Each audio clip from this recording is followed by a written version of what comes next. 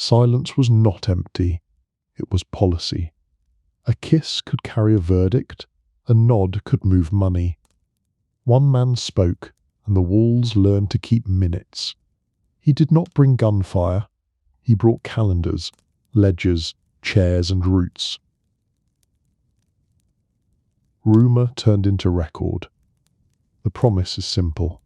The hidden bureaucracy will be shown in its tools, titles, envelopes, schedules, and the discipline of restraint.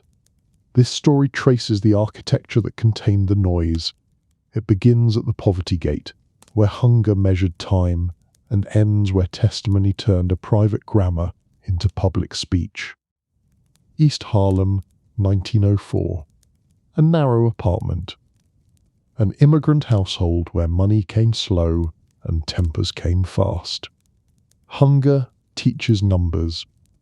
A child learns the cost of bread before he learns sums at school. His father drinks, his mother keeps the calendar by meals missed. The streets offer lessons. Who stands in which doorway? Who watches the curb? Who runs? A gang takes shape with a clock in its name, the Minutemen. The ritual is simple: smash, grab, vanish before the second hand reached 12 ticks. The car idled like a held breath. A minute became a creed, speed became a teacher. He drove because his hands were steady and his eyes counted distance like money. They didn't write their rules, they proved them by leaving on time. Arrest interrupts momentum, and Sing Sing becomes a strange kind of school. Steel bars turn names into entries, numbers attached to bodies. A file is opened. He learns that the state loves forms, signatures, custody chains. Meanwhile, the street keeps moving. When he's released early, the seat he left is filled. Replacement is a cold teacher. He forms a new crew.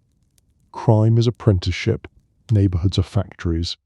Techniques pass by imitation. The trade pays in quiet when it goes right, in bruises when it goes wrong. The city hums with another industry, protection. The Irish have precincts, the Italians have corners, the unions have dues. Respect is a rate. Violence is the surcharge on late payments. Yet even here the centre is a schedule. Collections happen on the same days.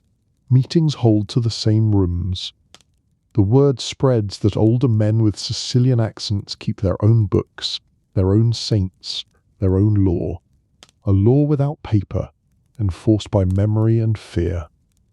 Omertà isn't secrecy as emptiness, it is a workflow that refuses ink. He notices who doesn't hurry. The ones who move last and speak least. They drink espresso and talk about favours as if they were invoices. He becomes a reliable wheel in someone else's assembly line. A driver who knows back alleys, police shift changes, and whether a light holds long enough for a clean turn with a full trunk. Reliability is a currency. It buys introductions. Introductions buy immunity from random harm. There is a principle that stitches the decade. Loyalty is paid in quiet. Betrayal is billed in pain.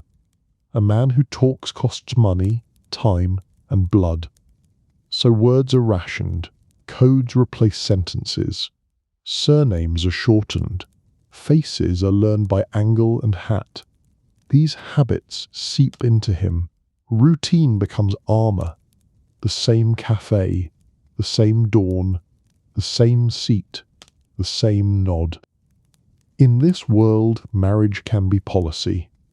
The possibility is whispered a daughter of a respected man, a man named Rainer, moves within reach.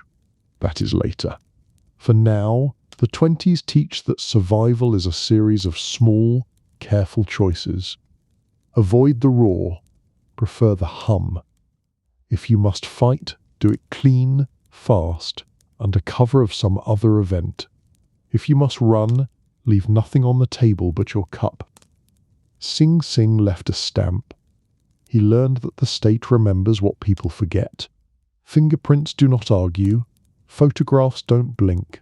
Dates live longer than alibis. The file follows a man like a shadow under noon sun. He adjusts. He learns to keep his hands clean in public, to use intermediaries, to leave his name off the sharp end of a task. He learns that deniability isn't cowardice, it's protocol. Meanwhile, New York changes. Prohibition breeds roots, not just bottles. Warehouses fill with barrels that need silent nights and friendly doors. Truck schedules grow into calendars with initials instead of addresses. The Minuteman becomes a courier. The road teaches him to read the city by its lights and potholes, by the gossip of porters, by the weight of envelopes handed across counters without words. Crucially, he finds calm around men who hold themselves like ledgers. They do not waste movement, they do not explain. Their silence has weight because it holds decisions. He studies that.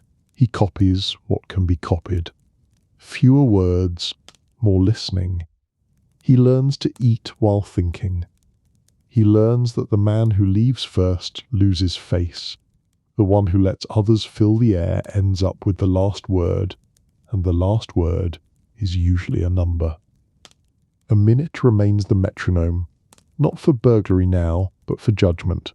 How long to wait outside a door before you knock? How long a favour can remain unpaid before it becomes a debt? How long you sit in a car at night with the engine off, adding the cost of fear to the cost of gas. The minute becomes a prayer, a measure, a leash.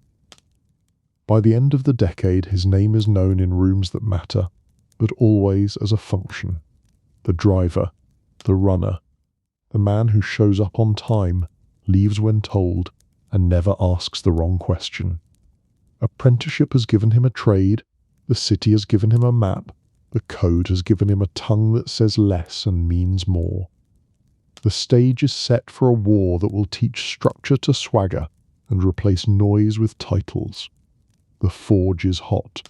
The blade is not yet tempered. The streets of East Harlem and early crime. Before titles there were corners. East Harlem taught a boy to read brick and breath. Tenements stacked like crates, alleys ran like veins. Laundry lines crossed the sky, handcarts marked the hours. A stoop could be a bench, a lookout, a pulpit. Cops walked beats by habit. Butchers swept bone dust at dusk. The street did its counting aloud. Bread had a price. So did hesitation. Shopkeepers paid twice, once to wholesalers, once to the weather of men. The Irish clerk wrote a bill, the Italian fixer delivered a warning. The boy watched who survived. It was not loudness, it was rhythm. Men who moved on the beat of collections stayed alive. Men who broke time paid for it. He learned the doors, which awnings hid a back staircase, which bodegas kept a bell that stuck, which windows gave a clean view of a corner without showing a face. He learned the church schedule. Funerals slowed traffic. Weddings hid transfers. The calendar was not holy, it was useful. Saints' days meant late police dinners. Paydays meant full pockets in narrow halls. Language bent to function.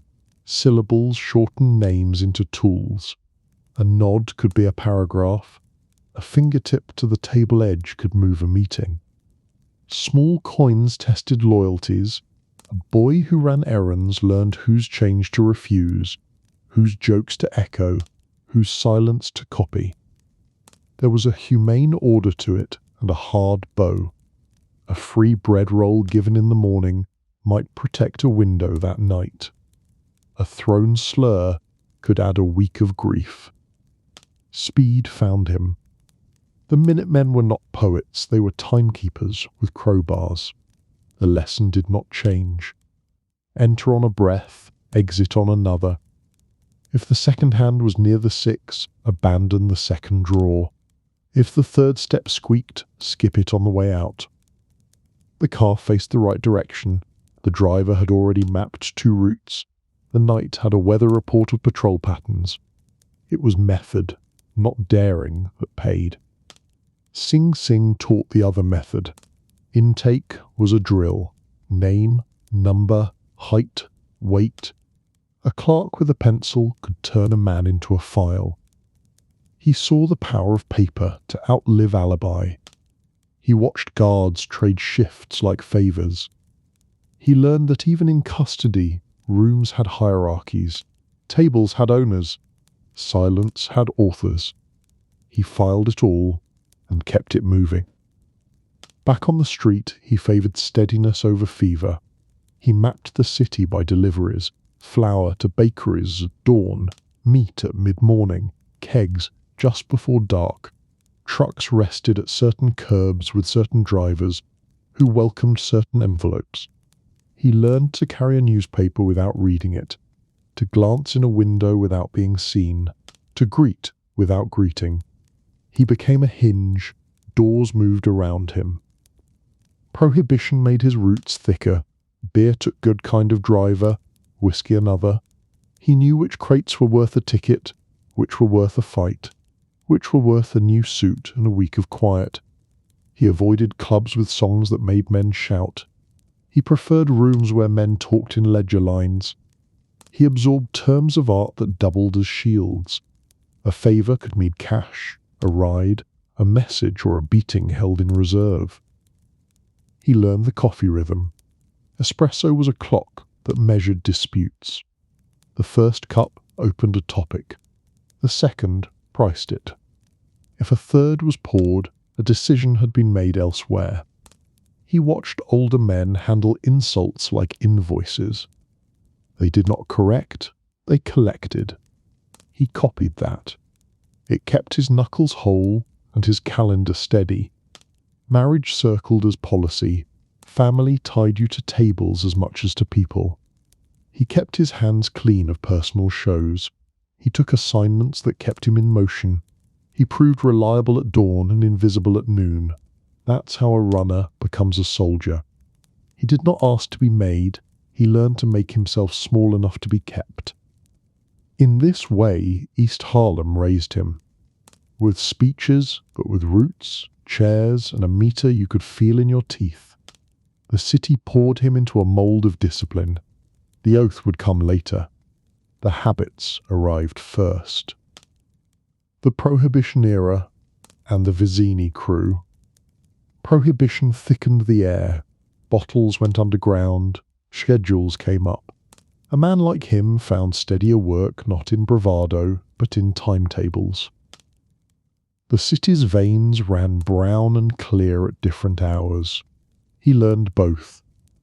Beer wagons preferred short hops and loud streets. Whiskey needed long corridors, low light, and friends who could count without speaking. Unknown to him, across town, older men were knitting roots like nets. One name held weight in whispered circles: Vizzini. Not the legend from Sicily, but a local branch with the same habit of quiet authority. Their strength lived not in headlines, but in chairs. Specific chairs. A cafe corner near 119, Wenteenth, where a back door met an alley. A candy store whose register rang for sugar and for messages. A garage with a pit deep enough to hide both a mechanic and a bale. He entered those rooms as a runner. He left with a rhythm set by other men's clocks. Stakes sat in envelopes. If a truck was late, a bar went dry and a precinct got curious. A dry bar could mean a fistfight. A curious precinct could mean a raid that burned more than liquor. He understood the real risk. Not arrest, but interruption. Interruption cost money up the line. Interruption brought question down the line. To avoid it, he drove clean. He parked at angles that gave him options. He kept 2 stories in his mouth at once, one for a patrolman, one for a doorman, and he spoke neither unless required. Action followed a simple beat. He'd take a note with only initials and a time. He'd deliver to a bakery's basement where flour air hid the smell. He'd wait 3 minutes, no more. If a package didn't appear by then, the route rolled on and the missing piece became someone else's problem. Meanwhile, something else was happening in the rooms above him. Vizzini's men drank espresso and mediated disputes like judges in shirt sleeves. A bar owner shorted tribute. A drummer from a dance hall owed for damages. Voices didn't rise, prices did. What nobody knew at the time, outside those rooms, was how formal the informality had become. Vizzini's calendar ran tight. Monday settled delivery reshuffles. Wednesday hosted sit-downs for route overlaps. Friday counted envelopes and set the tithe. He was allowed to stand by a door and listen with his eyes. He saw how decisions were made. Not by force, but by sequence. First the facts, then the favours, then the fee. This was the moment everything changed for him. He was told to stay for the second cup. The first cup belonged to couriers. The second belonged to men who could be trusted to speak when asked. He was asked once. A drummer who couldn't pay wanted an extra week. He studied their faces, then said, "He plays at the Roseland on Thursdays. His cash is Fridays." The room accepted the answer because the answer was a schedule, not a story. He learned what counted. Impact took the shape of a marriage proposal, forwarded through a cousin of Rayna. Policy crept into family, but Vizzini's men did not argue. Kinship stabilized roots. A son-in-law didn't run. He anchored. The circle tightened around him. He now carried messages that included apologies in advance when a delay was unavoidable. He learned to place a phone call from a specific drugstore at a specific hour, so the operator recognized his voice and connected him without question. Every routine had a hinge. He became Wes. Violence remained the last memo. A bar that tried to freelance, a second source for RI that avoided tribute, found its backroom chairs broken and its locks stuffed with toothpicks. No one was hit. The damage said enough. He swept glass after, wordlessly, because cleanup restored rhythm. He understood the message sent downward. We prefer order. We can write disorder in your ledger if needed. He began to see Genovese men ghosting the edges, suits fitted tighter, hats set lower, voices thinner. The bigger world was aligning. Vizzini's quiet rooms would soon feed into larger rooms where titles were minted. For now, the lesson was sufficient. The chair mattered. The cup marked time. The calendar held more power than any pistol because it choreographed 15 men to arrive, depart, and pay without colliding. He breathed to that metronome and felt himself move from runner to instrument. Thus the Prohibition years trained him in bureaucracy without paper. He learned that silence could file, schedule, and enforce. The roots taught him who would own the next decade, the men who could turn noise into timetables. He was ready to be counted.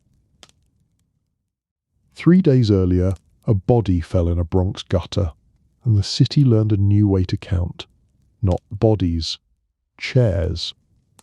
2 chairs, 2 ledgers, 2 men who hated each other's grammar of power. Masseria on one side, Maranzano on the other. Their dispute wasn't style, it was scheduling. Who owned routes? Who set tribute? Who decided when a quarrel ended? Stakes were simple and human. Bakers feared empty mornings, dockmen feared night visits, runners feared the wrong corner at the wrong hour. A wrong turn could cost a face, a hand, a year. For apprentices like him, the consequences were sharper. Choose a door, keep your head bowed, and hope your sponsor chose well. The war would not ask opinions, it would measure reliability. Action began in whispers. A cafe cleared a back room. A map of Manhattan lay under espresso cups. Pins marked butcher streets, union halls, warehouses with easy elevators. Masseria's men liked weight. They showed force at noon. Maranzano's men moved like clerks after hours. Quiet entries, swift exits. The boy from East Harlem stood behind a chair and watched hands signal more than mouths. He delivered notes between rooms where insults were priced by distance travelled. Meanwhile, something else was happening in Brooklyn. A young crew with American suits and Sicilian memory started calling themselves modern. Luciano, Costello, Lansky. They weren't on the marquee yet, but their calendars were already tidy. He carried an envelope from a Maranzano lawyer to a friendly tailor. The tailor delivered a suit to a man who didn't give his name. The chain taught him the future, layers, buffers, deniability stitched like lining. This was the moment everything changed. Rayner was struck down for switching sides. Titles moved like chairs at a wedding, but colder. He married Rayner's daughter later, for now he learned grief's policy. When a boss fell, tables were reset, not removed. He felt proximity without a voice. He stood near men who spoke decisions and learned to inhale their rhythm. Impact came quick. Masseria died in April, a restaurant check left unfinished. The ledger tilted. Maranzano declared himself boss of bosses and issued rank-like uniforms. Boss, underboss, consigliere, Kappa regime, soldier. He saw structure replace swagger. Meetings gained minutes. Orders gained routes. He became one of Maranzano's bodyguards for a short season, a hinge again, opening doors and memorizing faces. He noticed done rule. You never spoke first to the man at the center. You waited for a nod, then you backed away after 2 sentences. Meanwhile, across town, trouble brewed in suits that fit too well. The moderns didn't like the old crown. Maranzano loved Latin names and a Roman map. Luciano loved revenue and less drama. He kept his hat low and his calendar open. The boy turned soldier learned to carry silence heavier than a pistol. Action compressed into a week. He escorted Maranzano to an office where blinds were always half drawn. He noted the names at the door, then removed them from his memory. He was posted in a hallway when new accountants arrived who weren't accountants. He heard a desk scrape. He heard a body sigh. Silence did the rest. Titles shifted again. The aftermath wrote itself. The commission replaced a throne, families, not fealty. 5 chairs agreed to meet rather than duel. His name moved from a runner's ledger to a soldier's list under the Luciano banner. Anthony Strollo, Tony Bender, took him in. The work was the same, but the paperwork was tighter. Envelopes were counted by 2 hands. Messages moved by calendar, not impulse. Stakes for him felt like breath. If he learned the new grammar, he lived. If he clung to old bravado, he would be written off the page. He adapted.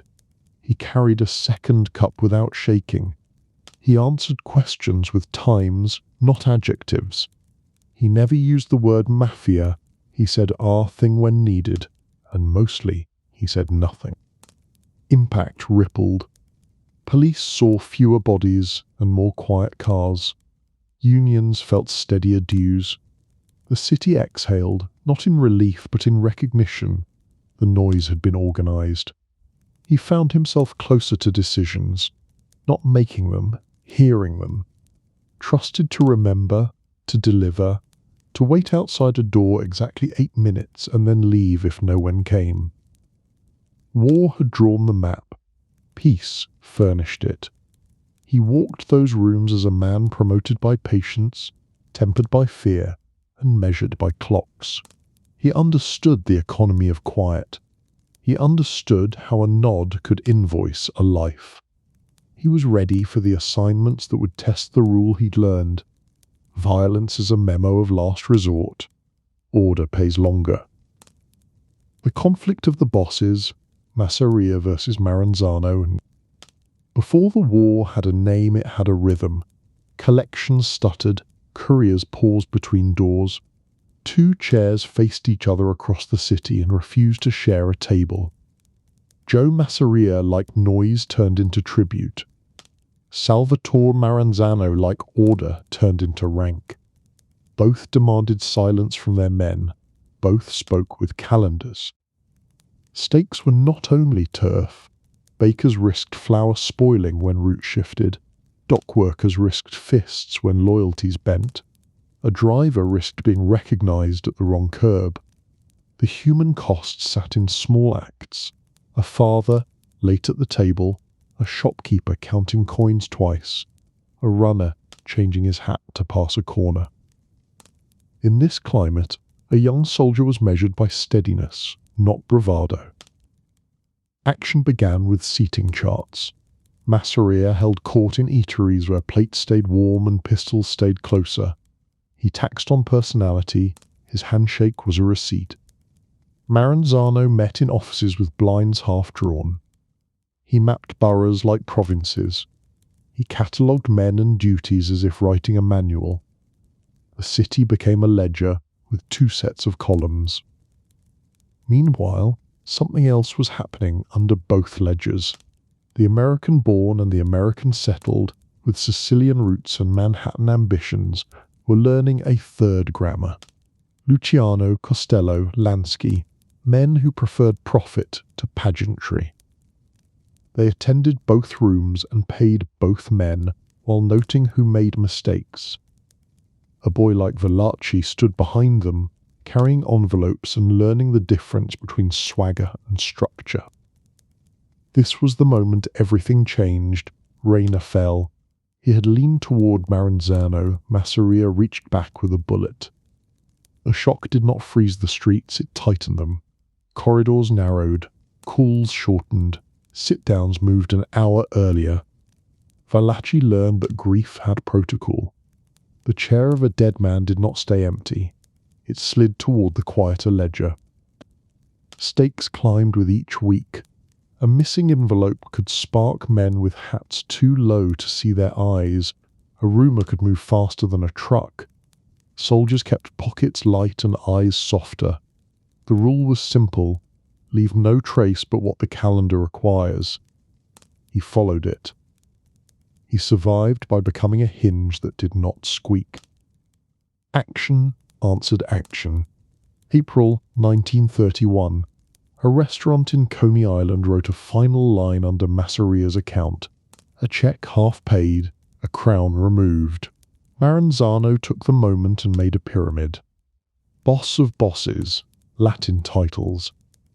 A chart hung invisible over 5 boroughs. He called for bodyguards. Valachi was posted close enough to hear breath and count steps. He learned the etiquette of distance. Never approach, always withdraw. Speak in measures, not opinion. Meanwhile, across town, men in better suits disliked the pyramid. A throne attracts storms. Maranzano's office smelled of paper and threat. His lists grew, his trust shrank. Accountants knocked who weren't accountants. The hallway taught Valachi to listen for furniture moving in a room where no one coughed. The desk scraped once. After that, there were only footsteps and a schedule opening toward new furniture. Impact was immediate and bureaucratic. A throne dissolved into a board. The commission, 5 chairs, accepted the discipline of meetings over vendettas. Family names hardened. Luciano at Napax, others aligned.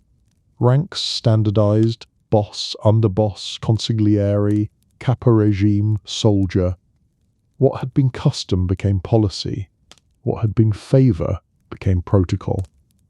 Valachi's place settled under Tony Bender, his work now framed by minutes and messages that left no adjectives. Stakes shifted from survival to compliance. The rules protected earners. Violence was budgeted, not broadcast. Sit-downs replaced ambushes. Arbitration replaced alley justice. The city felt fewer shocks and more pressure.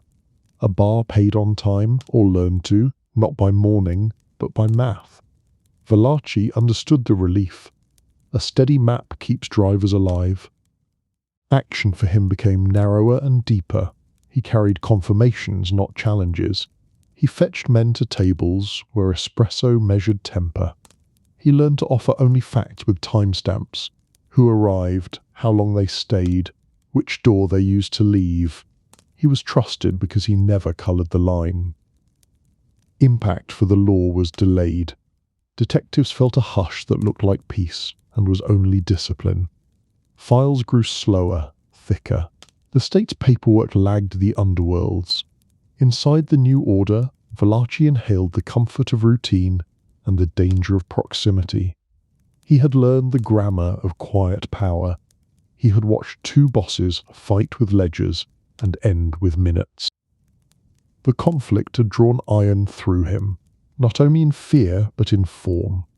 He was now a soldier in a system that prized clocks, chairs, and silence that carried orders like currents. The war closed, the bureaucracy opened, and he found his seat. Valachi's role as a soldier and enforcer. A soldier's workday began before talk. He checked routes like a clerk checks locks. Collections, numbers, loans. Money moved downhill, and he kept the channels clear. He carried a little book that never left his coat. Not names, but marks. A circle for paid, a slash for stalled, a dot for lied. He didn't threaten first, he verified first. Then he priced the delay. Stakes lived in small rooms. A bookmaker late on a Friday meant a runner short on Saturday, which meant a bar owner silent when a precinct captain asked a favour. Human lives threaded those delays. A man's rent, a wife's doctor bill. He understood that chaos taxed everyone. His job was to restore the metronome. Calm first, pressure next. Force only if the calendar had been insulted twice. Action followed a pattern. He walked into a candy store and ordered coffee he didn't drink.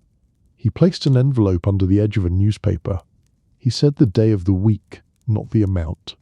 The owner nodded. If the nod came slow, he added a sentence that was almost a proverb. Mondays shouldn't borrow from Wednesday. It meant interest. It meant attention. It meant he would sit in the chair until the draw balanced. Impact showed in the pages.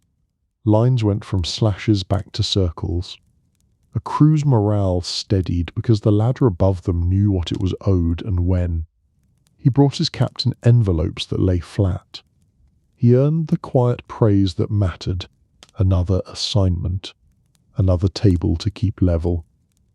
Meanwhile, something else was happening in the Bronx. The sit-down, half cafe, half court, ruled quarrels. He became the man who set the chairs. 2 on one side, 2 on the other, 1 at the head, the cups already poured. He opened with time, not sentiment. You have 10 minutes to state your side. He recorded not words but concessions.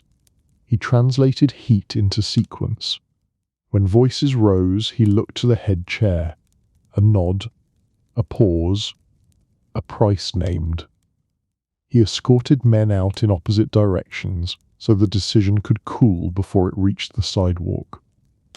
This was the moment everything changed for his standing. A shy shopkeeper, steady payer, soft voice, had been shaken by freelancers. He intervened without permission because the ledger would suffer if fear spread. He waited in the back room at closing. The freelancers arrived. He spoke first, a breach of habit, but he spoke in policy. This address belongs to a schedule. Your hands are off it. When none of them smiled wrong, he tapped the counter twice. 2 men stepped from the alley door, also on his clock. No blows. A demonstration of reach. The shopkeeper paid on time for years after. His superiors noticed the correction without noise. They extended him a longer leash. Stakes deepened with loans. A man who borrowed at a street rate borrowed habit as much as cash. Payments set tempo. He became a metronome in a hat. He counted weekly beats with his knuckles on a table. When a debtor faltered, he adjusted rather than broke. You missed Thursday, make Friday larger. He preferred payers who feared disorder more than pain. Action, when it turned sharp, was formal. He carried out discipline the way a clerk stamps a form. A bar that skipped a second envelope lost electricity on a Saturday night. A gambling apartment that hosted unapproved dice found its door hinges removed and stacked neatly by the elevator. The message was not rage, it was audit. He left places tidy after punishment. Order, even in reproof, kept revenue clean. Impact radiated up and out. His crew's envelopes reached the underboss with no slant when it bought him trust to move messages between tiers. He learned to ferry a captain's regret to a stubborn ear without insulting pride. He learned to frame a warning as relief. Pay this now, you won't see me again for a month. Men believed him because he kept his calendar like an oath. The little book remained the anchor. He never wrote a full name. He never wrote a street. He wrote weather. Rain meant police interest. Wind meant a rival's inquiry. Cold meant keep distance. The book taught him to see patterns. Weather that repeated meant someone testing the fence. He repaired fences before they broke. Meanwhile, across town, narcotics money whispered a faster rhythm. He held back. He kept to numbers, loans, and silent equity in bars. He did not preach. He observed. He saw ambition write memos in whispers and knew that those memos would come due. A soldier's pride was not violence, it was reliability. He arrived when he said. He left nothing unresolved but what a higher chair told him to leave. He spoke in times, amounts, and routes. He enforced not a myth, but a workflow, and in that quiet bureaucracy he grew indispensable because he made other men's days predictable. The birth of La Cosa Nostra and the new structure. Order arrived like furniture delivered after the walls dried. The throne was gone. In its place, a board, a calendar, and 5 chairs set at measured distance. They didn't call it the mafia inside the rooms.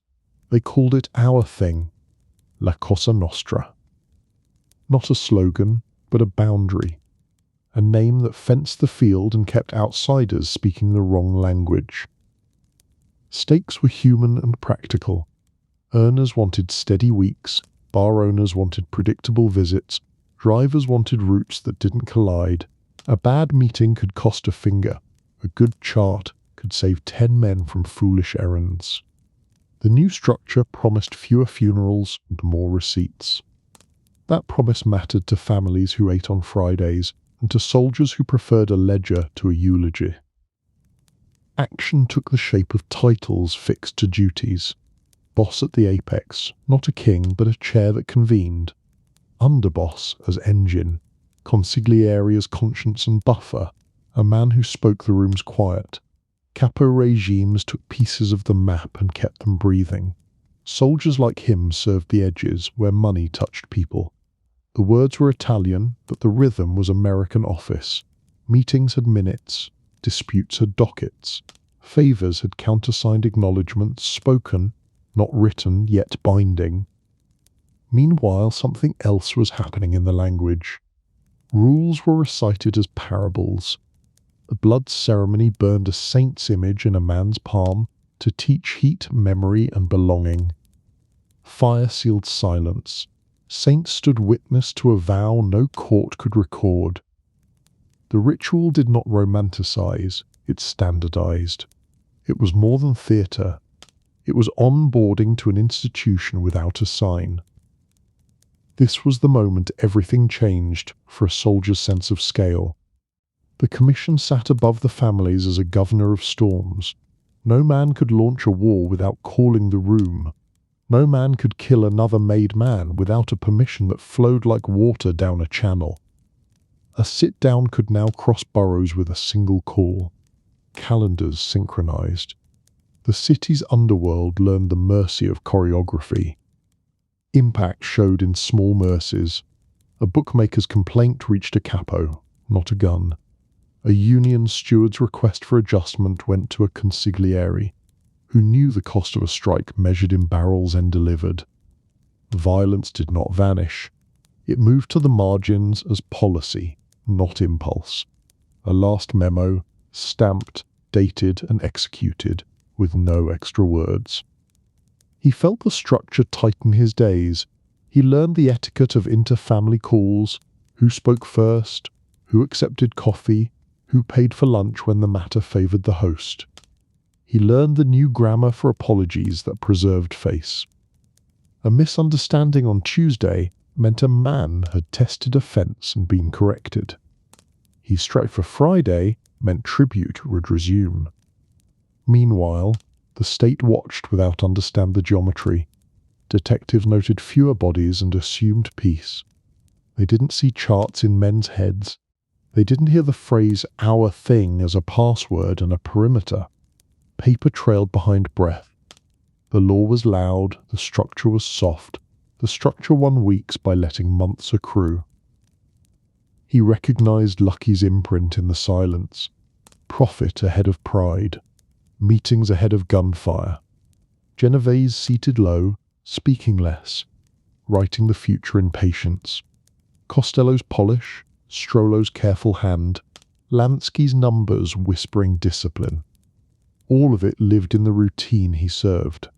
He understood why an espresso could time a verdict, and why a chair's placement told a story of power tempered by need. The rules were simple, stated as negations. Don't speak outside. Don't betray inside. Don't freelance. Don't draw heat without counting who pays. Each rule defended revenue, kept men alive, and gave boys a ladder that wasn't guesswork. The oath didn't make saints, it made schedules. A man belonged because his name sat in a captain's week, the way a truck sat at a curb at 6. Impact reached his pocket. Envelopes rose more smoothly, delays decreased. Favours cleared faster because requests climbed a clear staircase. The machine could eat its own when required, but it preferred maintenance to sacrifice. He appreciated that. It kept his knuckles unbroken and his shoes clean. It gave him a future measured in months, not whispers about a corner. Our thing lived not in theatre, but in workflow. 5 families and grammar, a city instructed to hum. He wore the silence like a uniform and carried the calendar like a shield. From Luciano's board to Genovese's whisper, he learned to serve a faction that preferred patience to thunder. Titles standardized his lane. Tony Bender set his tempo, the underboss's office set his radius. He carried envelopes, set chairs, and kept a week's worth of problems from rolling downhill into a month's worth of damage. It was service, not swagger. The pride lived in smooth days. Stakes were practical. A missed pickup in the Bronx could jam a sit-down in Midtown, which could irritate a friend in City Hall, which could cost a phone call when heat rose on a warehouse. People lived in those links. A butcher's delivery, a bartender's rent, a runner's chance to go home. The faction wanted no heroics, only continuity.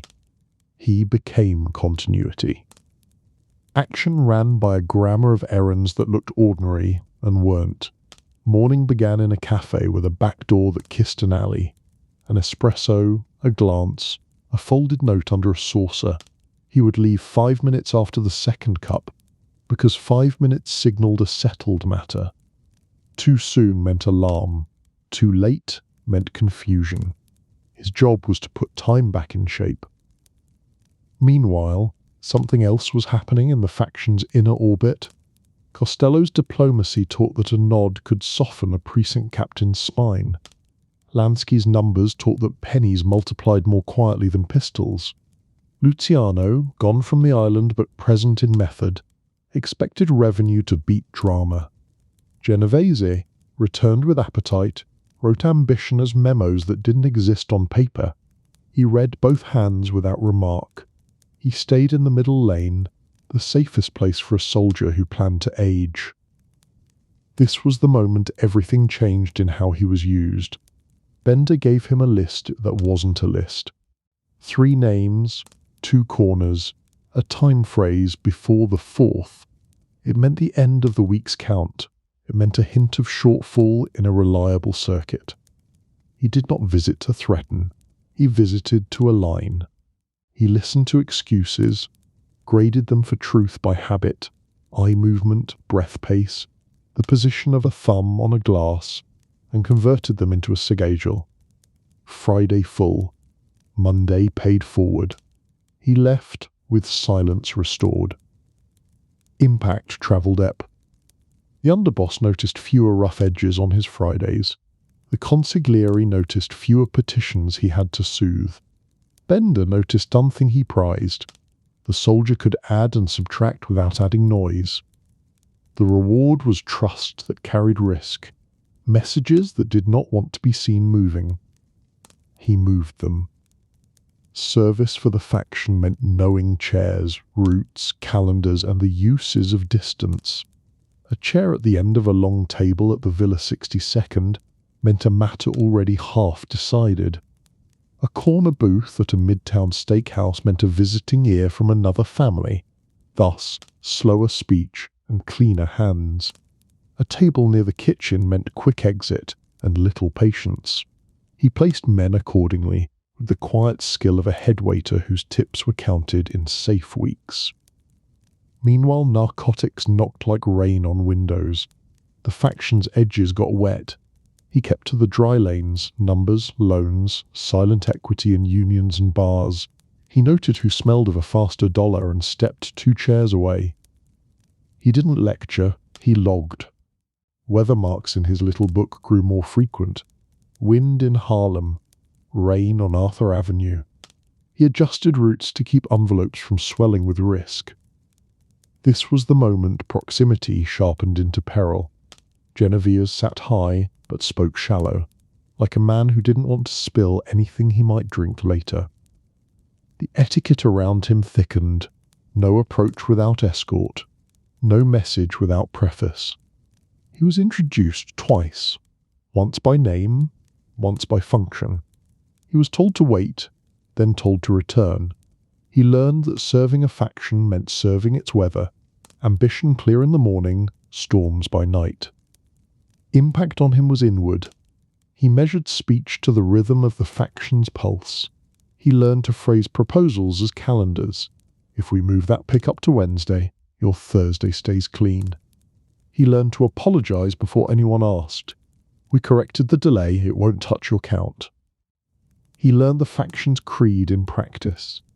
Protect earners, punish disorder, keep friends in useful offices, keep enemies in predictable rooms. Service culminated not in glory but in a steadier map. His crew's routes crossed others without collision. His sit-downs ended with cups empty and tempers folded. His Fridays closed like ledgers snapped shut by careful hands.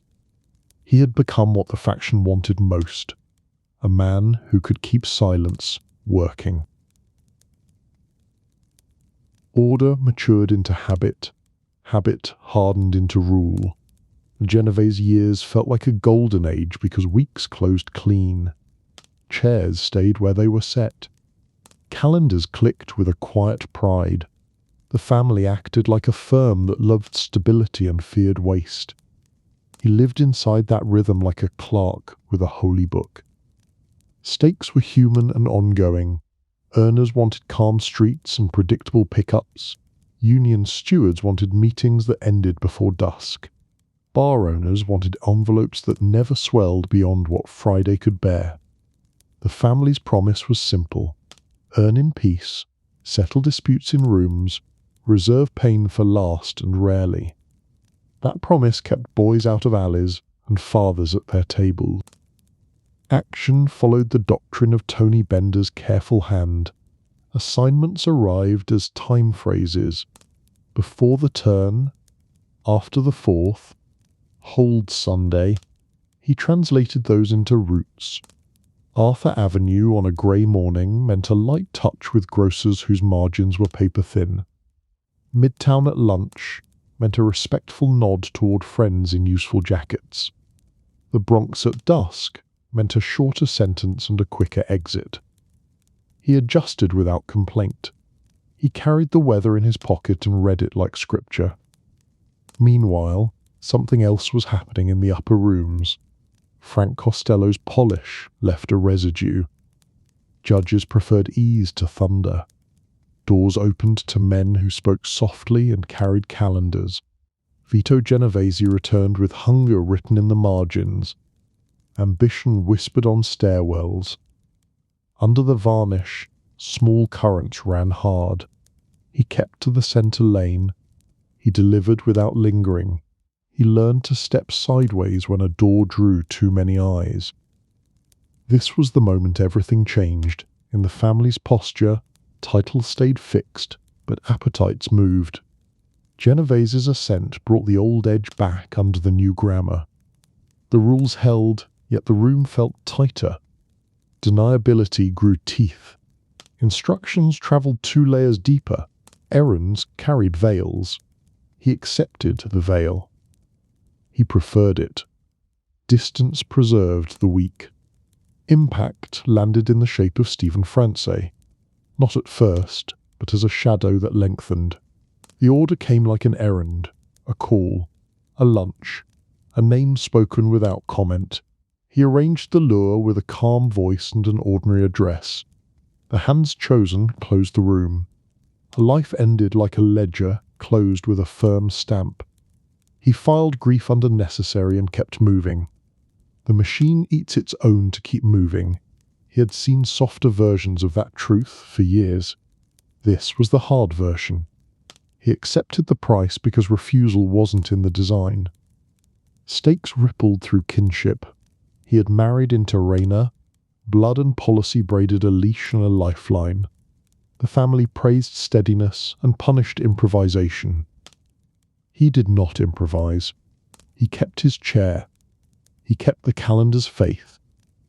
When men grumbled about narcotics money humming faster than envelopes could count, he stayed with numbers, loans, and silent equity.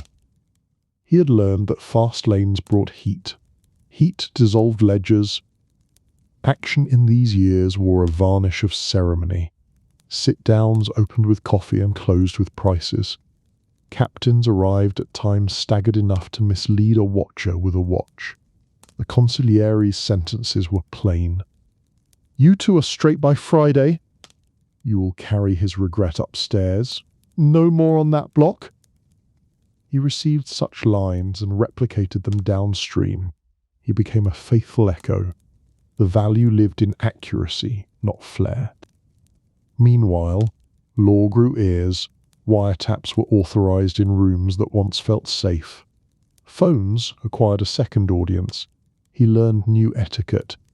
Never say the noun, speak in days, push meetings into rooms with tiled walls and running water. He watched older men tilt their heads when a receiver clicked. The golden age forced its voice lower and kept its pace. This was the moment proximity became peril, not theatre. In Atlanta later, the kiss would carry meaning. Here, in the city's golden glow, a different kiss lingered. The faction's approval, quiet and conditional. Approval could turn. A rumour could rewrite a week's worth of trust. He moved with caution born of years and a hunger to live past the headline. Impact spread in the neighbourhoods he served. Bars stayed solvent. Bookmakers kept afternoons civil. Unions bargained with calculators, not pistols. A father's pocket had rent on Monday and meat on Friday. The family's bureaucracy made that possible. He believed in that order the way a mason believes in plumb lines, not as poetry, as survival. And so the Genovese years glowed with work done right, not saintly, steady. He enforced a silence that was more than secrecy. It was workflow. It was a schedule that outlived tempers. He wore that schedule like armor. He kept the chair warm. He kept the envelope flat. He kept the streets humming at a level that let men grow old. Under the command of Vito Genovese, power returned wearing old shoes. Genovese came back with patience in his pocket and hunger in his jaw. He didn't raise his voice. He narrowed rooms. The etiquette around him thickened like varnish.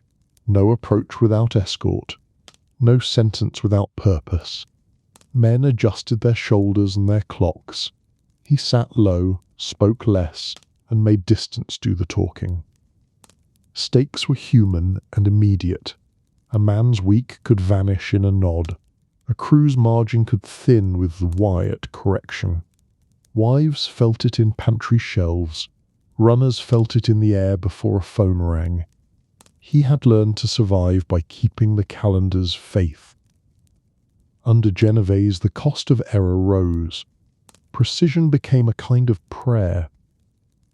Action took the shape of errands with veils. Instructions arrived as fragments. Lunch Thursday. Bring the apology. No names. He translated fragments into sequence. He placed chairs. He paced arrivals. He made sure a troublesome bookmaker entered a room first, so his story would land without echo. He let the apology follow. Half price, half face-saving. The head chair looked pleased without smiling. A matter closed like a drawer. Meanwhile, something else moved beneath the surface. Narcotics money tempted edges. Genovese saw velocity as leverage. The rules allowed revenue. The grammar of silence strained. He kept to numbers and loans, but his roots brushed men whose pockets swelled too fast. He marked weather in his little book. Rain meant whisper. Cold meant caution. Wind meant distance. He adjusted without preaching. This was the moment everything changed in how deniability was enforced. Genovese preferred layers. Hands touched orders 2 rooms away. He was told who would speak to whom. He was not told why. He accepted the veil. It kept him alive. It also placed him near decisions that sounded like errands and carried the weight of sentences. Impact gathered around a single name, Stephen Francais. The order flowed down like water through stone sluices. No drama. A lunch. A ride. Familiar faces to ease the door. He did the quiet part. The lure, the tone, the timing. Others closed the room. The outcome was recorded without ink. Necessary. He filed grief under policy and kept his tempo. He had always served order. Now he served order that could eat kin, to steady the weak. Stakes tightened further in Atlanta, where etiquette survived bars. Genovese sat as ruler of a small empire, appointments arranged like relics of freedom. A kiss on the cheek became a parable became a verdict. He felt the temperature drop around a lunch table. A seat left empty near him stayed empty. He learned to eat from sealed tins, to avoid the shower, to measure fear in utensils. Routine turned tactical. Action misfired once, the worst way. A pipe near construction became a gavel. A figure in his periphery matched a rumour. He struck, certain he had read the memo in the air. The man fell. The name was wrong. Consequence arrived with iron certainty, life. He understood how thin the veil could be when fear pressed the chest. He had kept others' weeks steady, his own now narrowed to corridors and locks. Meanwhile, a different bureaucracy took interest. Handlers wore suits without hats and carried notebooks without flourish. The oath he had lived inside was recited back to him by men from Washington. He remembered the ritual, a saint burned to ash, an image pressed into palm, and weighed it against the new grammar of survival. Silence had always been workflow. Now speech looked like a tool. This was the moment everything changed inside his skull. The kiss, the rumour, the empty chair at lunch, the sealed cans, the pipe, all added into a ledger that pointed one way. Speak or die without a calendar. He chose a narrow hallway of time over honour as defined by men who had circled him and closed the door. He called it order restored. He named survival and revenge in the same breath.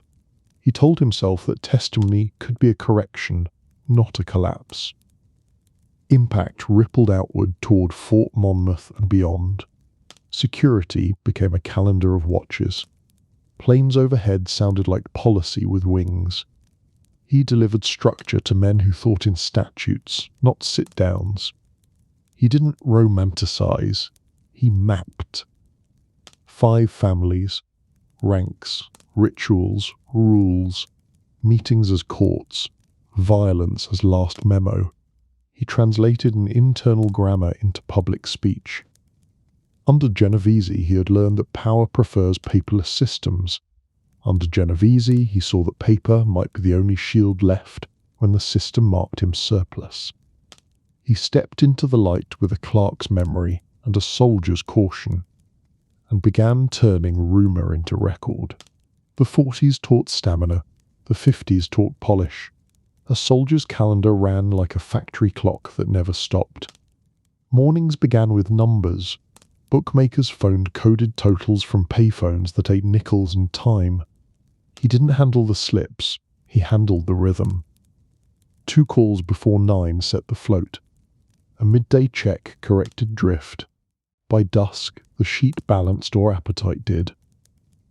Stakes lived in the chain between a bettor's kitchen and a captain's envelope.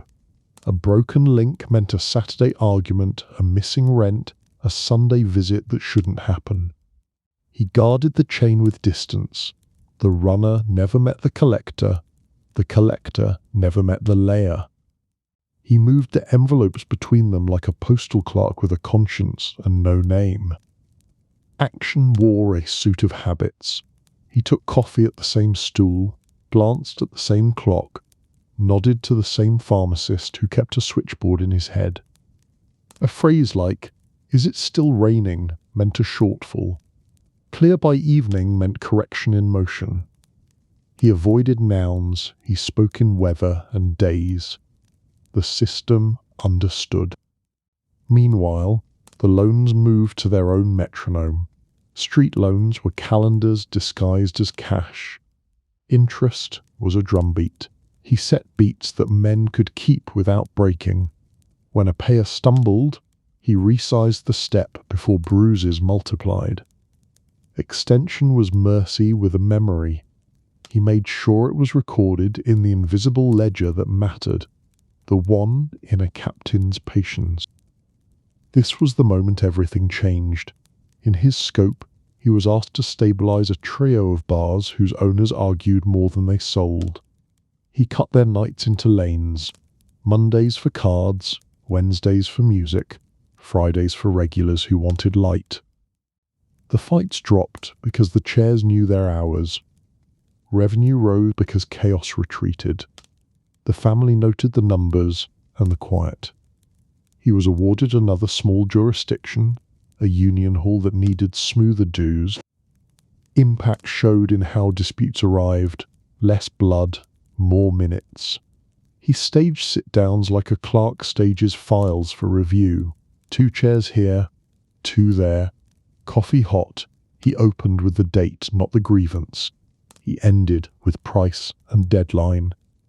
He escorted men out on separate paths so the anger cooled in stairwells, not streets. Those stairwells mattered. They were the lungs of the city's order. Meanwhile, Midtown wore a sheen of influence. Judges preferred not to be surprised. Captains liked predictability more than envelopes. The faction learned to speak fluently with both. He delivered courtesy where it paid. A holiday basket on a civil servant's desk, timed to coincide with a child's school fundraiser. No names attached. The calendar did the talking. Narcotics hummed at the edges, a fast money with a short fuse.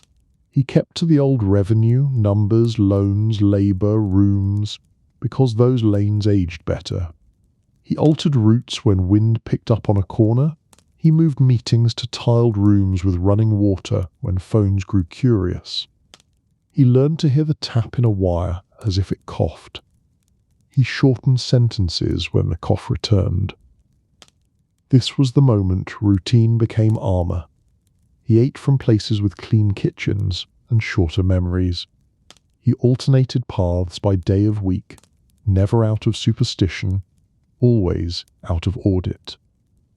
If a tale wanted to learn him, it would learn patterns that weren't patterns. He kept the little book in code. Rain, wind, cold.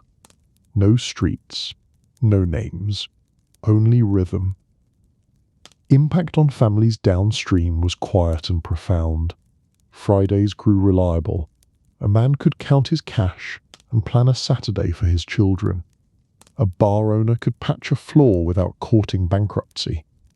The bureaucracy he served, unwritten, enforced by espresso and chairs, produced an honest artifact, steadiness. He believed in that more than in the man at the top. Meanwhile, his marriage anchored weeks. Kinship opened doors and closed routes. He did fewer night runs, he did more noon mediations. He became a name you could invoke to calm a foolish nephew. He did not threaten, he calibrated. He placed a hand on a shoulder and spoke in days. Thursday is your last late. Men agreed because Thursday sounded humane and final. The 40s and 50s passed without headline. That was the point. A soldier earned by removing surprises. He carried silence like a ledger. He filed chaos under temporary and made it so. He kept chairs in place, clocks aligned, and envelopes unwrinkled. New York grew older, and so did he, measured by routes he could walk with eyes half closed and senses fully awake.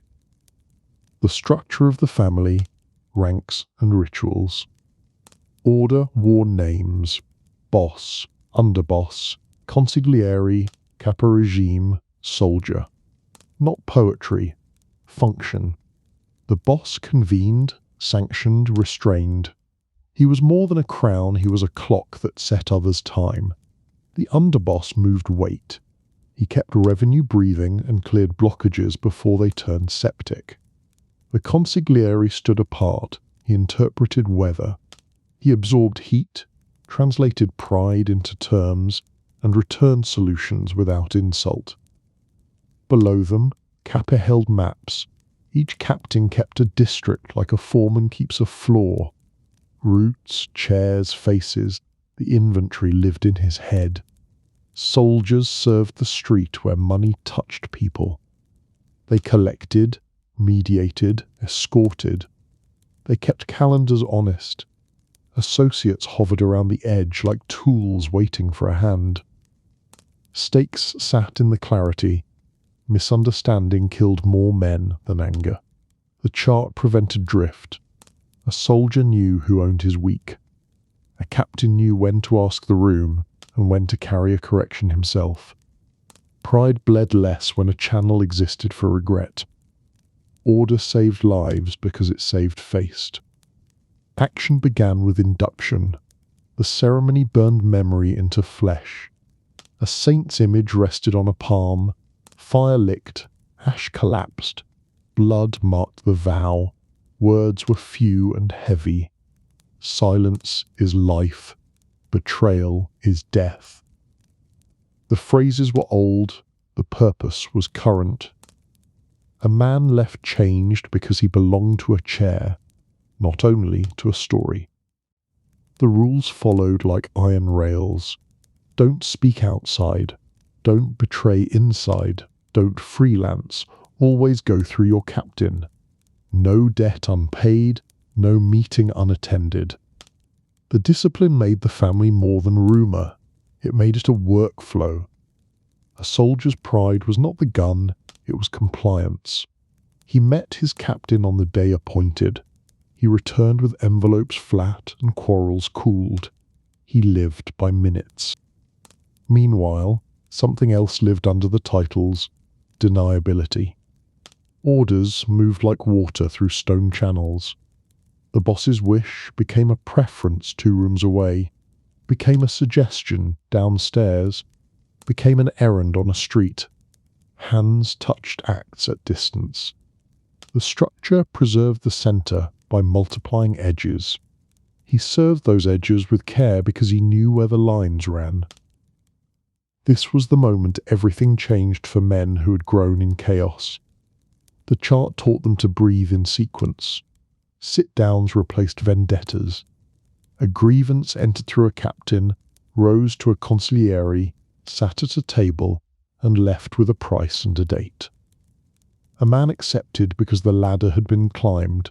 Violence still existed. It arrived stamped, not shouted. Ritual guarded the borders. Wakes were watched. Weddings were choreographed. Seats announced rank. The head chair faced the door. The consigliere sat to the side where he could see eyes. Capos occupied the long edges at intervals that prevented caucuses. Soldiers stood, moved, listened. The room itself spoke before anyone did. He learned to read that language faster than he read lips. Impact on daily life was plain. A bookmaker knew which captain to approach when a bettor's complaint threatened a week's count. A union steward knew which room to request when a contract dispute heated. The law struggled because the chart refused paper. The chart lived in reliable routes and repeated chairs. Memory and habit kept it alive. Meanwhile, the oath did more than seal lips. A linked calendars. A man missed a pickup. 3 men rearranged their afternoons to absorb the shock. Not for love, for flow. The vow made that possible. It bound strangers into a machine that disliked friction. He felt that bond when he arrived at a door and found it already unlocked by another soldier who had guessed the need. This was the moment the structure proved its mercy. A young earner overreached. Instead of a bullet, he got a room. 3 men, 2 cups, 1 price. He paid in installments, reputation intact, lesson learned. Years later, he earned clean. The chart had preserved an asset by denying drama. The ritual endured because it worked. The rank ladder produced clarity. The oath produced cohesion. The rules produced revenue. He moved inside that lattice like a bead on an abacus, counting weeks, ensuring balance. And when the day came to turn speech into evidence, he would translate this invisible architecture into nouns the public could hold, without breaking the cadence that had once kept him alive. Mid-century mob politics and internal disputes. Order ages, ambition doesn't. Mid-century brought polished rooms and rough undercurrents. The chairs looked the same. The calendars stayed tight. But inside the quiet, men measured each other's margins and found space to pry. Politics entered like a draft under a door. You felt it before you named it. Stakes were personal and structural. A captain's pride could jam a district. A misplaced rumour could cost a man his seat. When seats moved, roots bent. When roots bent, Fridays suffered. Families lived inside those bends. A missed envelope translated into rent delayed and tempers warmed. The bureaucracy promised continuity. Politics tested whether it could keep its promise under pressure. Action gathered around voices that sounded calm and carried knives. Costello's polish had tutored a generation to love diplomacy. Genovese's return taught the same men to respect gravity. Between those poles, captains courted advantage. A sit-down meant to settle numbers in the garment district drifted into talk about who should host, and hosting implied weight. He set the chairs with care, placing older men where memory could restrain heat, younger men where distance could restrain appetite. Meanwhile, the commission flexed, not with thunder, but with meetings that multiplied. Permits for violence remained rare. Permissions for adjustments multiplied. Territory lines were repainted without maps, only calendars. He watched a midtown bookmaker shift from one ladder to another with a 4-week taper that prevented sparks. That taper took 10 cups of coffee in 3 rooms. He carried 2 of the notes that timed the transfer and said nothing. This was the moment everything changed. In the tone of the rooms, the shots at Costello missed the skull and struck the furniture. Costello stepped back. The chairs didn't shout, they realigned. The message wasn't revenge, it was patience with teeth. Men lowered their hats and lifted their caution. He learned to hear deference as survival, not surrender. He avoided corners where loyalty was being weighed on unseen scales. Impact fell on the grammar of disputes. Quarrels that once ended with a price now arrived with a subtext, who did you call first? Priority became a currency. He watched a dock boss lose a weekend because he bypassed his captain to flatter a higher chair. The correction arrived as silence. His calls went unanswered for 3 days. That was enough. He returned to the proper rung, lighter in pocket, heavier in wisdom. Meanwhile, the narcotics question became a weather system. Old lanes, numbers, loans, labour held steady. New money knocked with impatience. Some captains let it in through side doors, others barred it and watched their edges erode. He kept to the dry lanes and marked where rain pooled. His notes grew colder, wind on Mulberry, damp in the Bronx. He shifted meetings from wire-friendly phones to tiled rooms with running water, where words drowned quickly and left little echo. Action grew intricate when 2 capos claimed the same messenger. Top the cash, the man. Messengers carried cadence. Cadence ensured compliance. He scheduled a sit-down that looked like a lunch. He poured first cups, then second. He opened with a history none of them wanted to hear but all respected. He's been keeping Thursdays straight since before this room changed hands. The head chair nodded. The messenger stayed with his first ladder. The opposing capo received a courtesy clause, a fresh runner, trained by the elder, delivered in 2 weeks. Everyone left with pride intact, which was the point. This was the moment proximity demanded courage of a different sort. He had to tell a favoured ear no, in a way that sounded like yes later. He used the calendar. We can do that in the next quarter if your Fridays stay flat. It bought time. It moved appetite into a month shaped like reason. He survived because he let time do the scolding he couldn't. Impact on law was indirect and decisive. Politics produced whispers that produced taps. The state's ears multiplied. He thinned his sentences. He swapped nouns for days. He doubled the distance between a decision and its echo. He heard the cough in a line and closed his mouth. The rooms got smaller, but the chairs held. Mid-century ended as it had begun, with men sitting, not charging, with calendars absorbing pride until pride softened. The internal disputes did not break the bureaucracy, they proved its strength. It could bend, allocate, postpone and preserve. He walked out of those years older, quieter, and sure of one thing. Power lived not only in men, but in the furniture they respected, and the minutes they obeyed. The Valachi Papers nice. A crew is a small office with street windows. Tony Bender's men held a slice of the Bronx and a handful of midtown corners. Valachi's lane ran through them like a quiet corridor. Their roster shifted by season, but the pattern stayed. 2 collectors with steady hands. 1 driver who never parked close to a door. 1 fixer who could borrow a phone without leaving a trace. Associates orbited for tasks that didn't require an oath, only punctuality. Stakes were modest and constant. If the crew kept its envelope flat, it kept its captain patient. If it kept its captain patient, Heat stayed elsewhere. Bakers opened on time, bartenders slept on Wednesdays, runners saw their mothers on Sundays. The crew's job was not glory, it was lubrication. The day should move without scrape.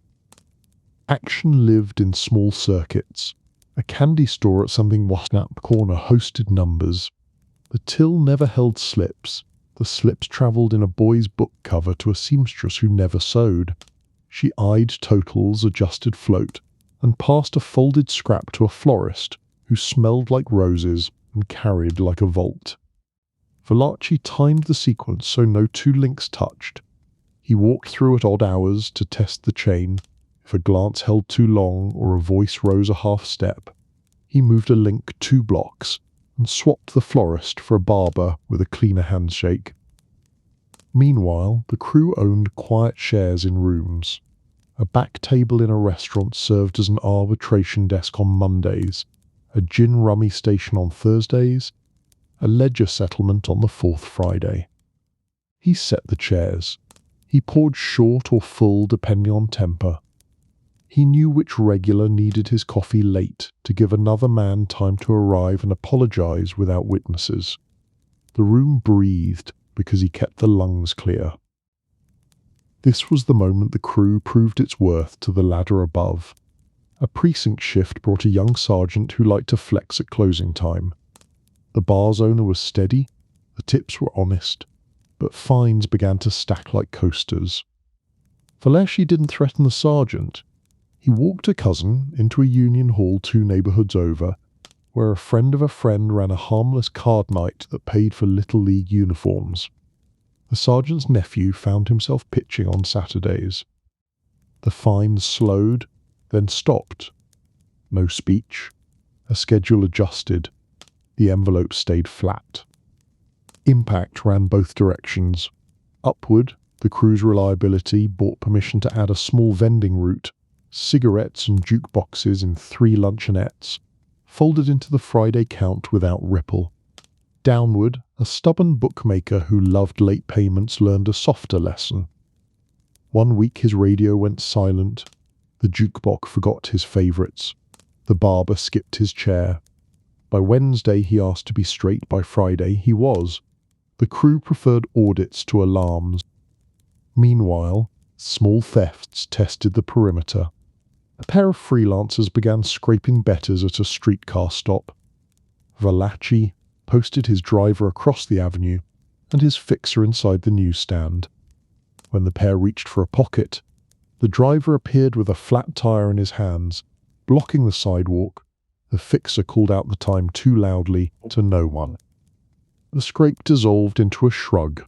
The pair didn't return. No bruises, only friction well placed.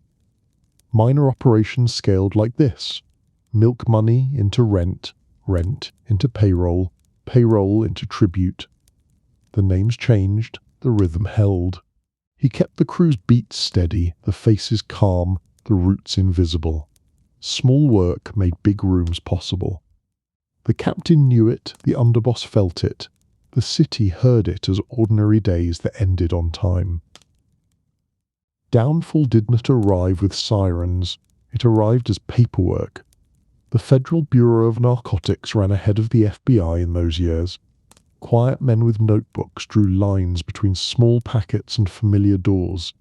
His name was not on the slips, but roots have owners the way chairs have legs. He felt the air tighten. The cough on the line returned too often.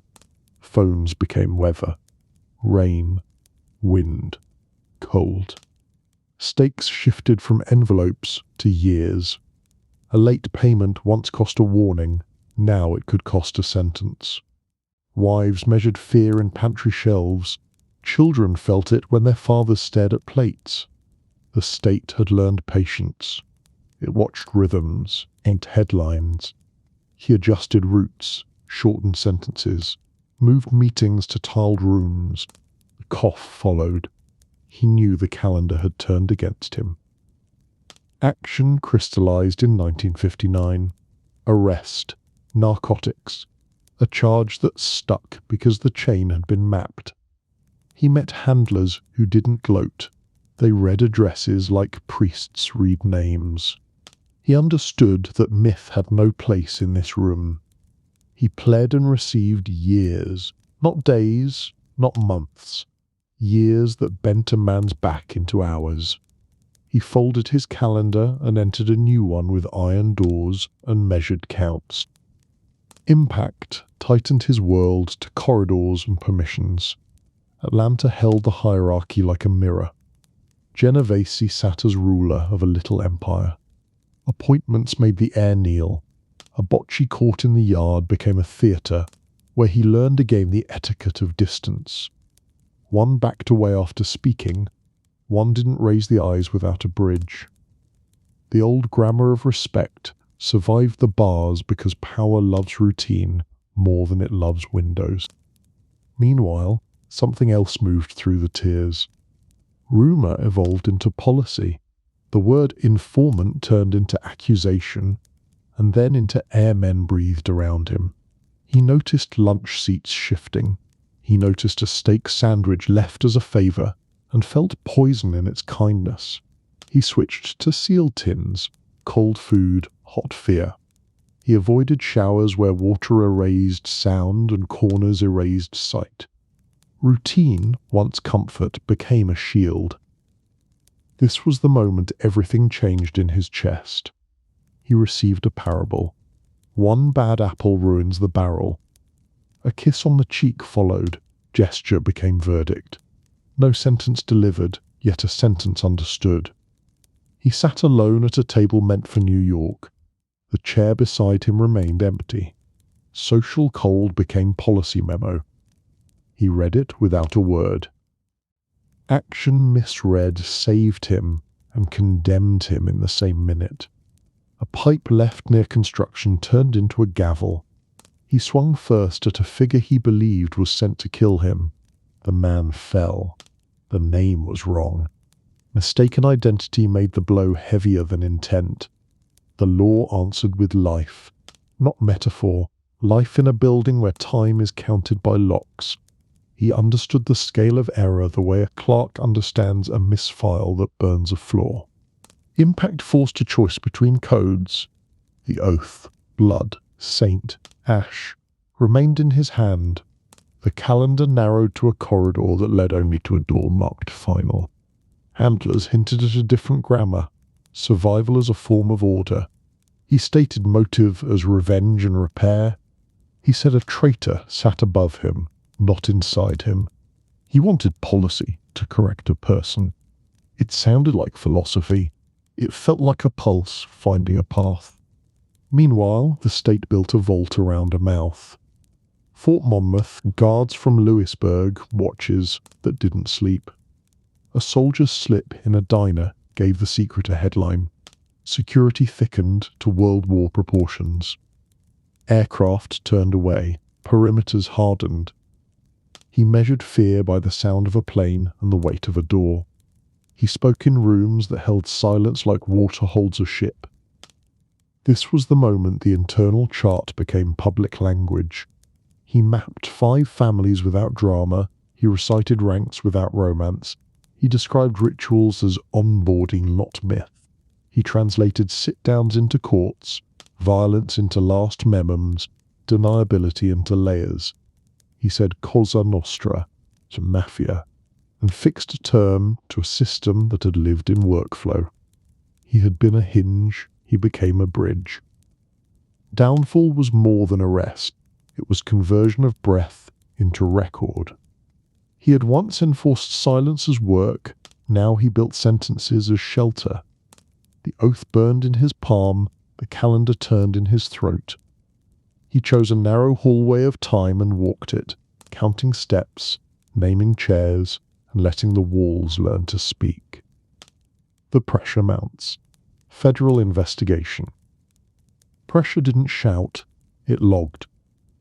The Federal Bureau of Narcotics worked like accountants who liked patterns.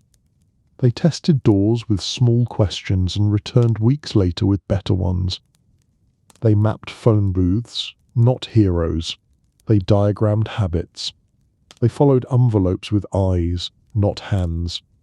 The FBI, slower at first, remained tuned to other wars. Meanwhile, narcotics men learned the city's underworld cadence by counting, not guessing. Stakes moved from corners to calendars with jurisdiction attached. A Friday pickup now had a shadow on Monday in a federal office. A missed meeting placed a pin in a map that would be revisited by a man in a suit who didn't care about neighborhood charm.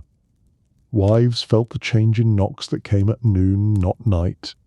Landlords noticed tenants who looked like clerks and asked about plumbing but returned to cars with government plates. Action began where he always lived, roots, chairs, coded talk, and met its mirror in surveillance. A coffee shop's payphone developed regular customers with quiet shoes. A newsstand's back shelf attracted men who checked headlines without reading. He shortened sentences, shifted venues, spoke in weather. The cough on the line persisted. He knew ears were learning to translate days into names. Meanwhile, something else organized on the state side. Hearings in Washington taught agencies to share, if grudgingly. A narcotics case gave birth to a tax inquiry. A tax inquiry warmed a wiretap request. Judges, tutored by calm prosecutors, began to sign orders that let microphones hide near air vents. The law learned to love patience. It watched patterns mature like fruit. This was the moment everything changed in his sense of distance. He trusted 2 degrees of separation. Now 3 felt thin. A captain's cousin's partner became a liability if he favored quick money. He cut roots from men who smelled of chemical cash. He kept to numbers, loans, labor. He shifted sit-downs to rooms with tiled walls and running water. He layered arrivals, separated exits, traded nouns for schedules. He built tight into a shield. Impact still landed. Arrests came like dents in a fender, then like panels removed. Associates vanished into summonses. A driver found his car parked where he hadn't left it, ashtray cleaned, antenna bent wrong. A collector noticed a face twice in a week and reported weather, wind on 3rd, cold on Arthur. He began to plan for loss as a line item. He trained a second runner to read eyes, not ears.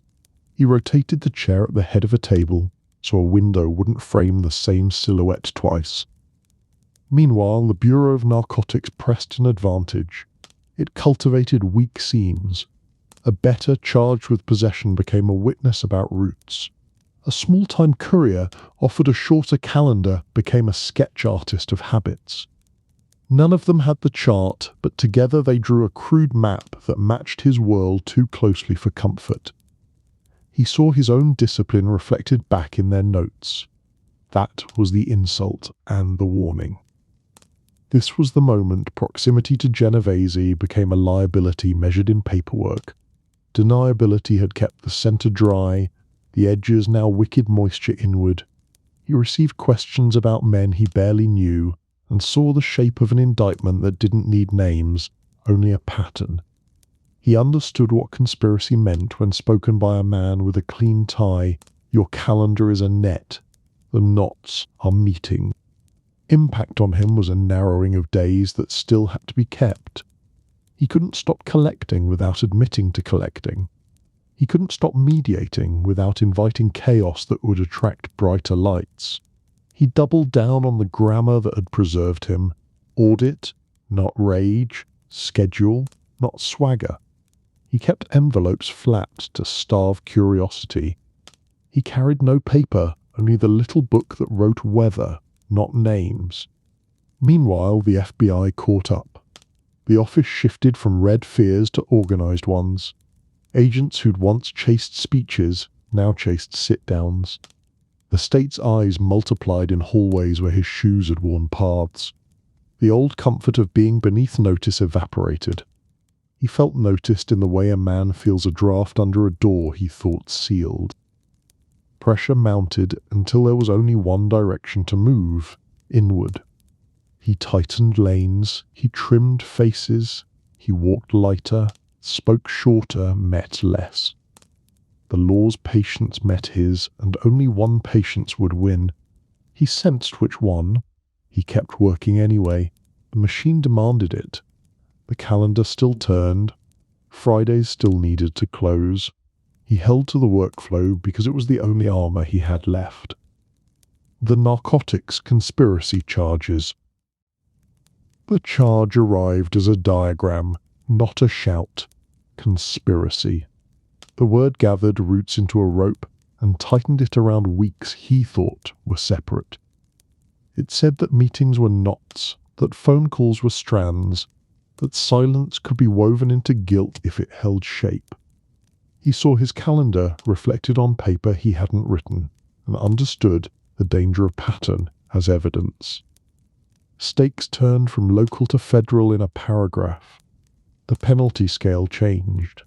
15 years spoke from the page with a cold voice. Life waited behind it like a shadow that didn't need to move. Wives translated the numbers into lost holidays. Children translated them into birthdays without chairs filled. The city kept humming, the home grew thin. Action took place across desks and corridors. The Federal Bureau of Narcotics lined names beneath dates. Agents drew arrows between calls, cups, and cars. A courier's panic became a sworn statement. A bookmaker's fear turned into an itinerary laid out without poetry. They didn't need a bag in his hand. They needed proof of rhythm. Rhythm was what he had always protected. Now it sat on display, labelled flow. Meanwhile, he sat with counsel who measured the case with fingers and sighed at the density. They don't need the packet, the lawyer said. They have the procession. He offered defences shaped like fog, coincidence, courtesy, ordinary commerce. Fog didn't survive the lamps of a federal room. He pled to narrow the corridor. He traded argument for arithmetic and prayed to calendars he no longer controlled. This was the moment everything changed in the meaning of the word family. The ladder that had given him order could absorb this kind of heat. Deniability had shielded the centre. The edges now burned like fuse. Calls went unanswered in one direction and over-answered in another. He understood that protection lived in balance sheets, not embraces. He adjusted expectations accordingly. Impact unfolded in steps. Transfer chains, intake rosters, numbers sewn to sleeves. He moved from a world where chairs announced rank to a world where keys did. The indictment didn't kill him, it pinned him. He was alive and on a schedule not his own. He wrote weather in his head because paper tempted hands he no longer trusted. Meanwhile, the state invested in patience as a long instrument. Conspiracy allowed it. One man's statement buttressed another man's wire. A ledger from a bar met a whisper from a hallway and formed a brace that held weight. Prosecutors preferred beams to bullets. Juries preferred diagrams to threats. He watched as the vocabulary he'd used to survive, routes, chairs, calendars, became exhibits with stickers. This was the moment Proximity's invoice arrived. His association with men whose names outlived rooms turned a modest role into a meaningful piece. The law punished the pattern, not the stunt. He had been a clerk of flow. Now flow was a crime. He had been careful. Now care looked like craft. He felt the irony, the way a craftsman feels a tool turned against him. Action narrowed to the plea. He listened while the government recited acts in a tone that never rose. He answered in a tone that didn't break. The judge nodded as if acknowledging weather. Sentence fell like predictable rain. 15 years. A number with edges. He didn't argue with edges. He packed the little he owned and stepped into a corridor measured in locks. Impact spread through the old network like silence. Men who owed him steadiness sent no flowers. Men who feared reflection crossed streets. He didn't curse them. He had been them. He knew how fear edits calendars.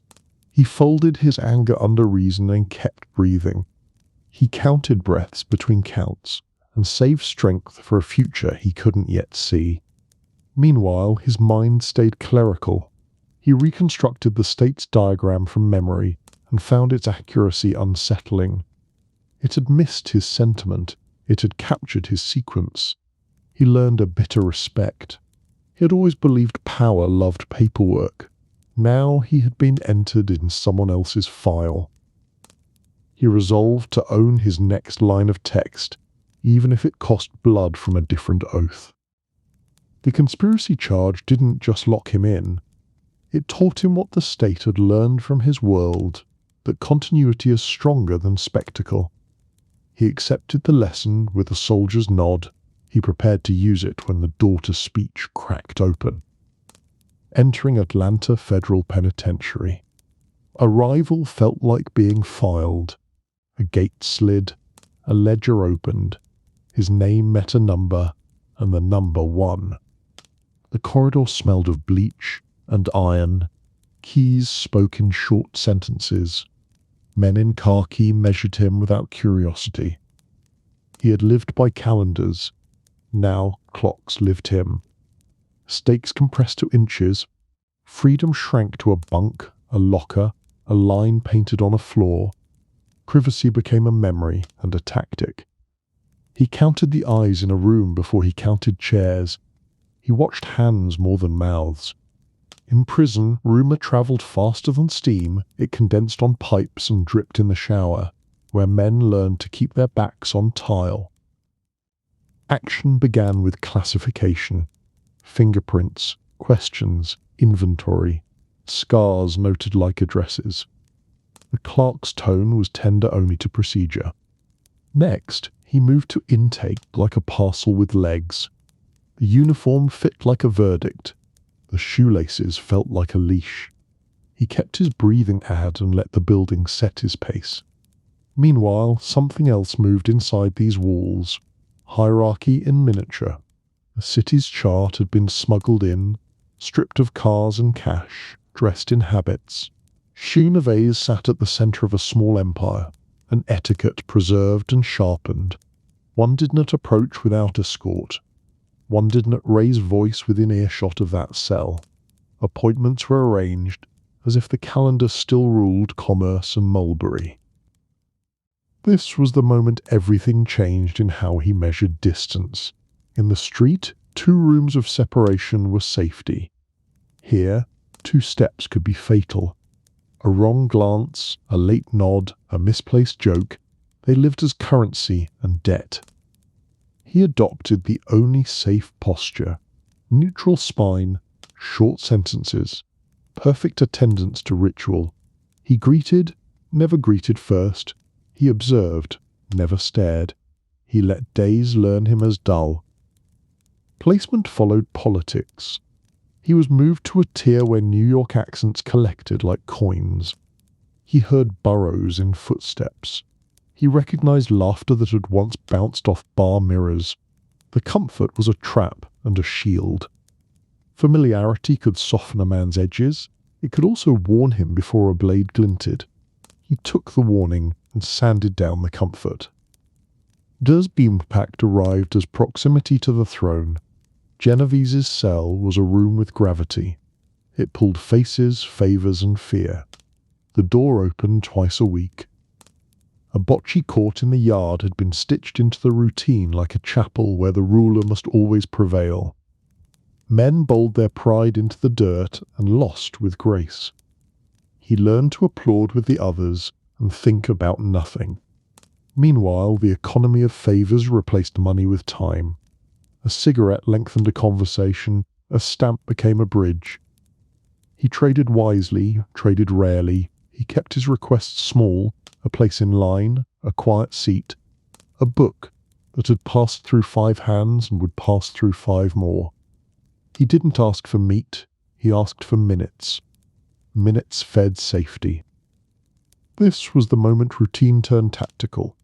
He mapped routes to avoid corners where shadows pooled. He chose a shower stall with one wall to his back, and water that hissed loud enough to hide the echo of approach. He ate when the room was fuller, not calmer. He let hot trays cool rather than stand alone by the window.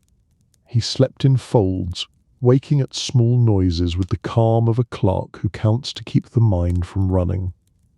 Impact on his voice was profound. It shortened, it lost adjectives, it learned to agree without promise. All right, noted. Friday. He had used days like currency outside. Here they were shields. A man who spoke in dates sounded organized, not evasive.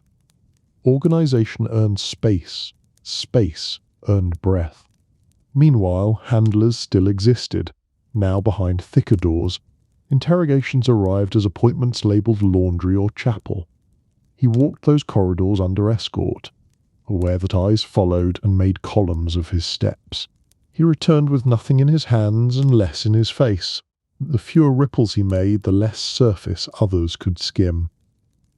This was the moment the prison's rumour touched him by name. The word informant grazed conversations that stopped when he entered. He kept his spoon steady. He let the stare pass. He switched to sealed tins when a gift of hot food felt like policy wrapped in kindness. He avoided the shower when steam turned to fog, and fog hid intent. He turned routine into armour. Impact was a narrowing of trust to a point, himself. He listened to his own breath between counts and told it to keep time. He watched Genovese's orbit from the edge and learned again that power prefers distance. In Atlanta, distance was measured in seconds and steps. He counted both and survived the opening weeks by treating each act like an entry in a ledger that might be audited by fate. The prison environment and mob hierarchy. Prison was a village with iron streets. Every corridor had a custom. Every door had a creed. The posted rules mattered, the unwritten ones ruled. Men learned fast or bled slowly. He chose to learn. He watched before he spoke. He walked before he sat. He let the building teach him its grammar. Stakes were immediate and measurable. A man's rank outside could save him or doom him. Too much deference marked him for tests. Too little marked him for insult. The safest posture was exact. He nodded at the right angle. He timed his tray with the tier's tempo. He didn't reach for favours. He accepted them like weather, noting the giver, the tad, the witnesses.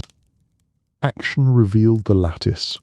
The Italians sat in one zone, the Irish in another, the Southerners in their own weather system. Within the Italian bloc, New York wasn't a city, it was a map of chairs. Genovese ruled the centre by absence. Scarcity created value. He emerged twice a week. He spoke in short sentences that ended conversations for days. A word from that cell could adjust a man's meal, his mail, his fate.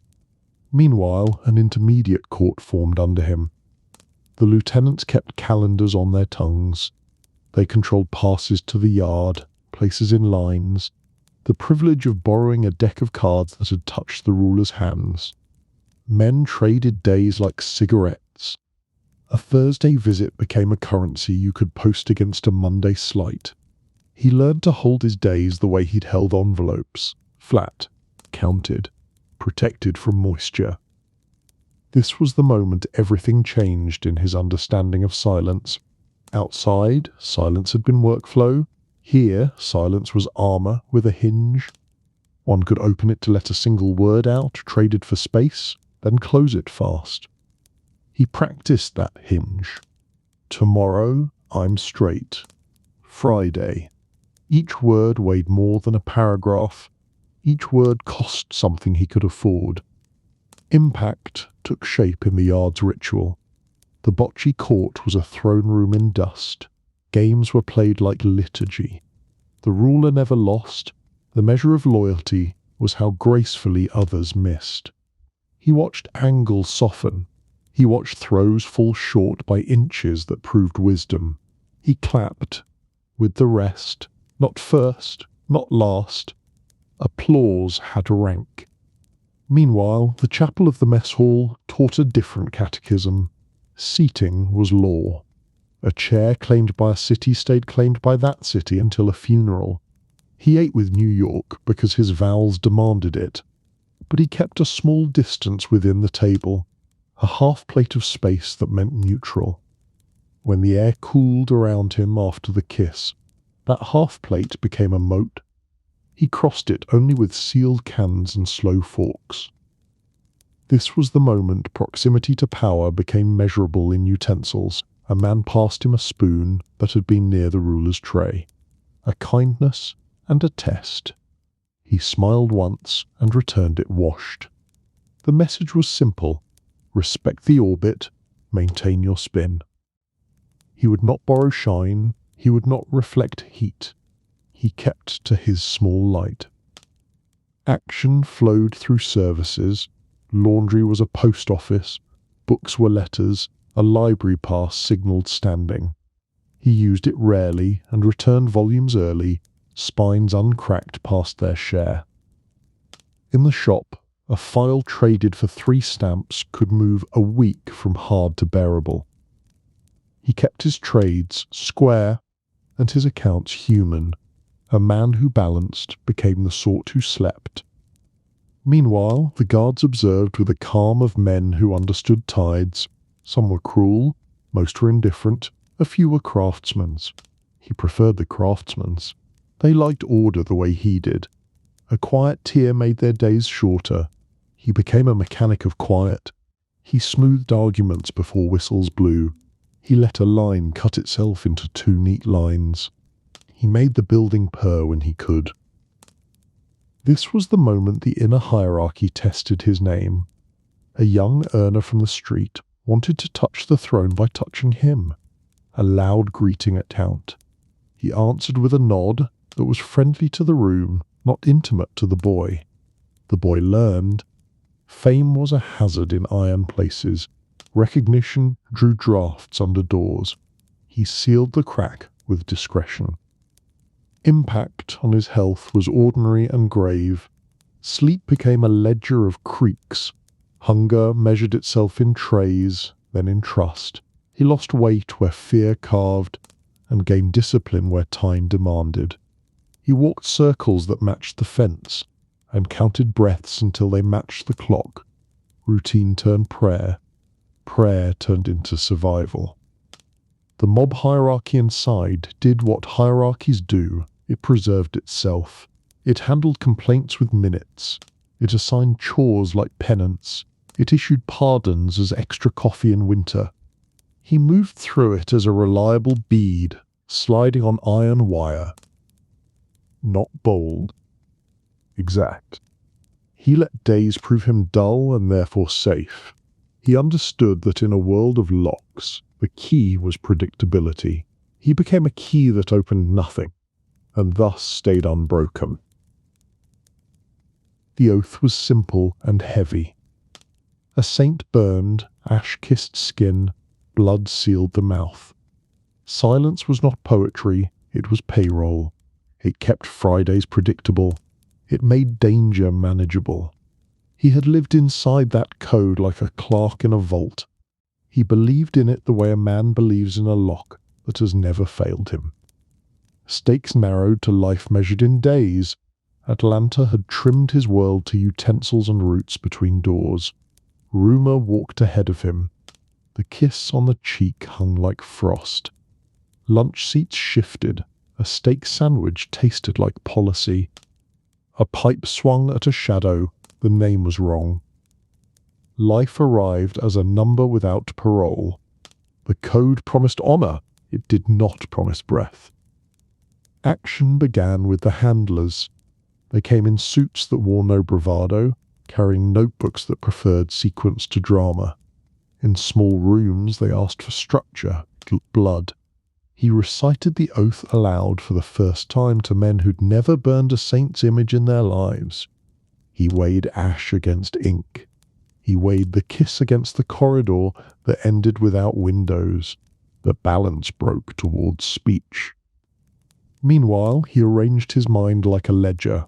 If the code existed to protect order, and order had turned on him through rumour and theatre, then speaking felt like a correction. He didn't call it mercy, he called it arithmetic. He had always served the machine. He would remove a bad gear by describing the machine to those who could reach it. This was the moment everything changed in Cadence. He stopped speaking in weather. He spoke in nouns the state required: 5 families, boss, underboss, consigliere, caporegime, soldier, the blood ceremony, the rule against freelance, the sit-downers' court.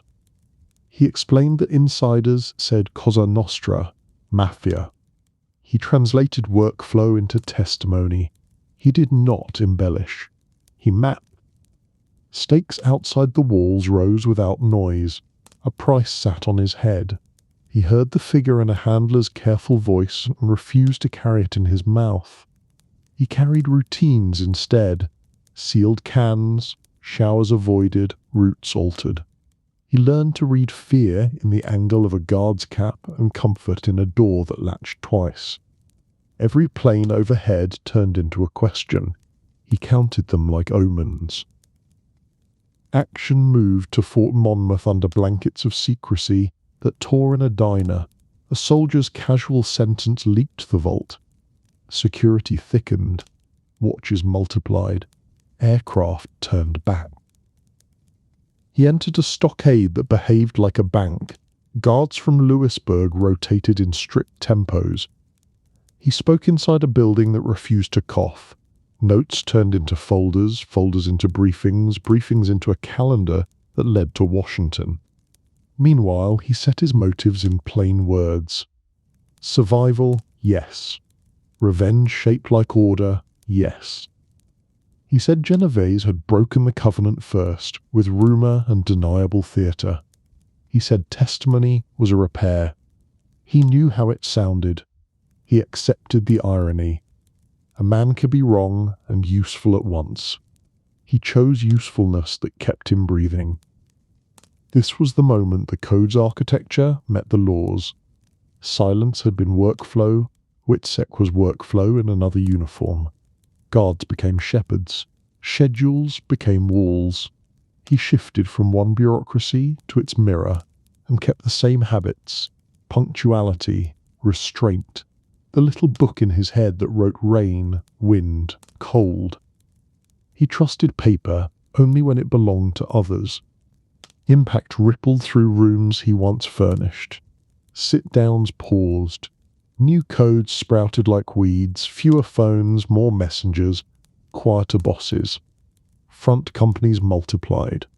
The grammar bent, did not break. The state listened and built tools with patience, wiretaps with signatures, protection with stipend, a statute that hunted patterns instead of stunts.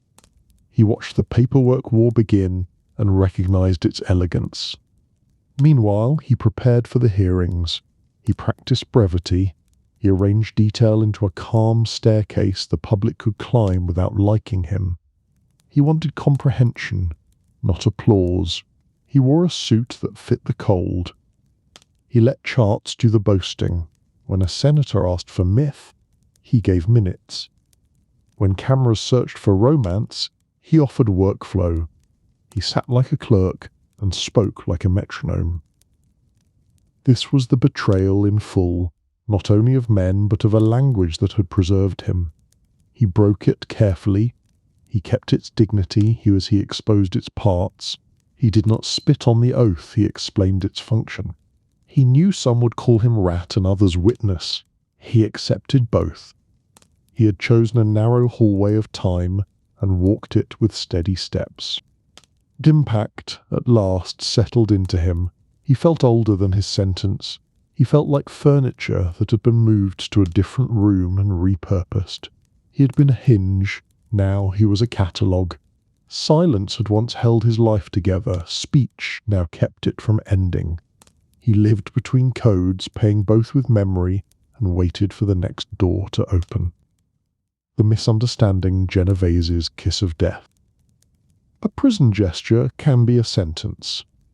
In Atlanta, Etiquette did the killing before steel arrived.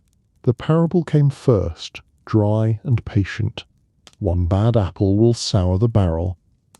Genovese spoke it like weather, foot threat. Then the kiss on the cheek. A small touch, a public act, a verdict disguised as affection. In that tier, everyone spoke the dialect. A lieutenant translated with his eyes. You've been marked. Stakes tightened to the width of a tin plate. The code had no appeal court. A man under such a cloud ate alone or didn't eat. He felt the air change at noon. The New York table thinned around him. Space appeared where shoulders had sat for years. A steak sandwich arrived from a friendly hand. Kindness tasted like chemistry. He threw it away and switched to sealed cans. Hunger became a measured risk. Action moved into the little corridors where traffic had rules. Showers were avoided, steam hid hands, and a raised footfall. He learned to shave with tepid water in a sink that faced the door. He timed walks to live inside other men's movements, using their bodies as screens without asking. He never stood first. He never stood last. He kept his eyes in the safe zone, the line that saw without seeming to. Meanwhile, rumor acquired feet. It crossed tiers and returned as a reminder from a guard who liked dull days. Keep your back to tile, keep your mouth closed. He took the counsel and turned it into ritual. He counted steps between doors. He counted spoons on a table. He listened for the cough in a laugh that meant watchers, friends. Routine hardened into armor with hinges he alone could open. This was the moment everything changed inside his chest. The oath had always been a comfort. Now it pressed on his ribs like iron. He had not broken it, yet the room behaved as if he had. That was the genius of the kiss. It required no paperwork. It deputized onlookers as jurors. Silence around him wasn't indifference, it was policy. He read it and kept breathing. Action misfired in a place where signals mattered more than names. Near construction, a pipe lay like a tool waiting for an order. He saw a figure he believed was assigned to end him. He moved first. The strike landed. The body folded. The name was wrong.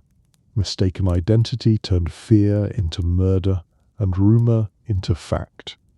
The code that had circled him now had a corpse to orbit. Impact arrived with a number that didn't soften. Life. The calendar lost its seasons. Locks became weather. He felt the building settle around him like a ledger shutting on a debt. Yet inside that closure a calculation survived.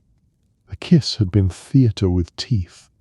The parable had been jurisprudence, not poetry. If order had turned arbitrary, then speech could claim to be repair. Meanwhile, handlers stepped closer, their shoes announcing policy, not pity. They asked for the story of the gesture, not only the blow.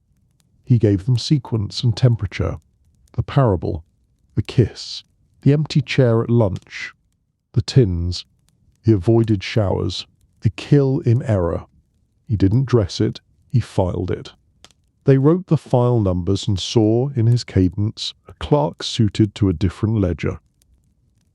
This was the moment the misunderstanding hardened into motive.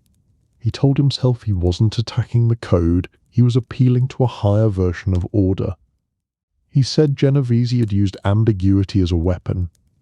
He said a system that speaks in curves invites collisions. He would speak in straight lines. He would turn ritual into record and let the record restrain the theatre that had sentenced him without trial. Impact rippled across iron and out into rooms with flags.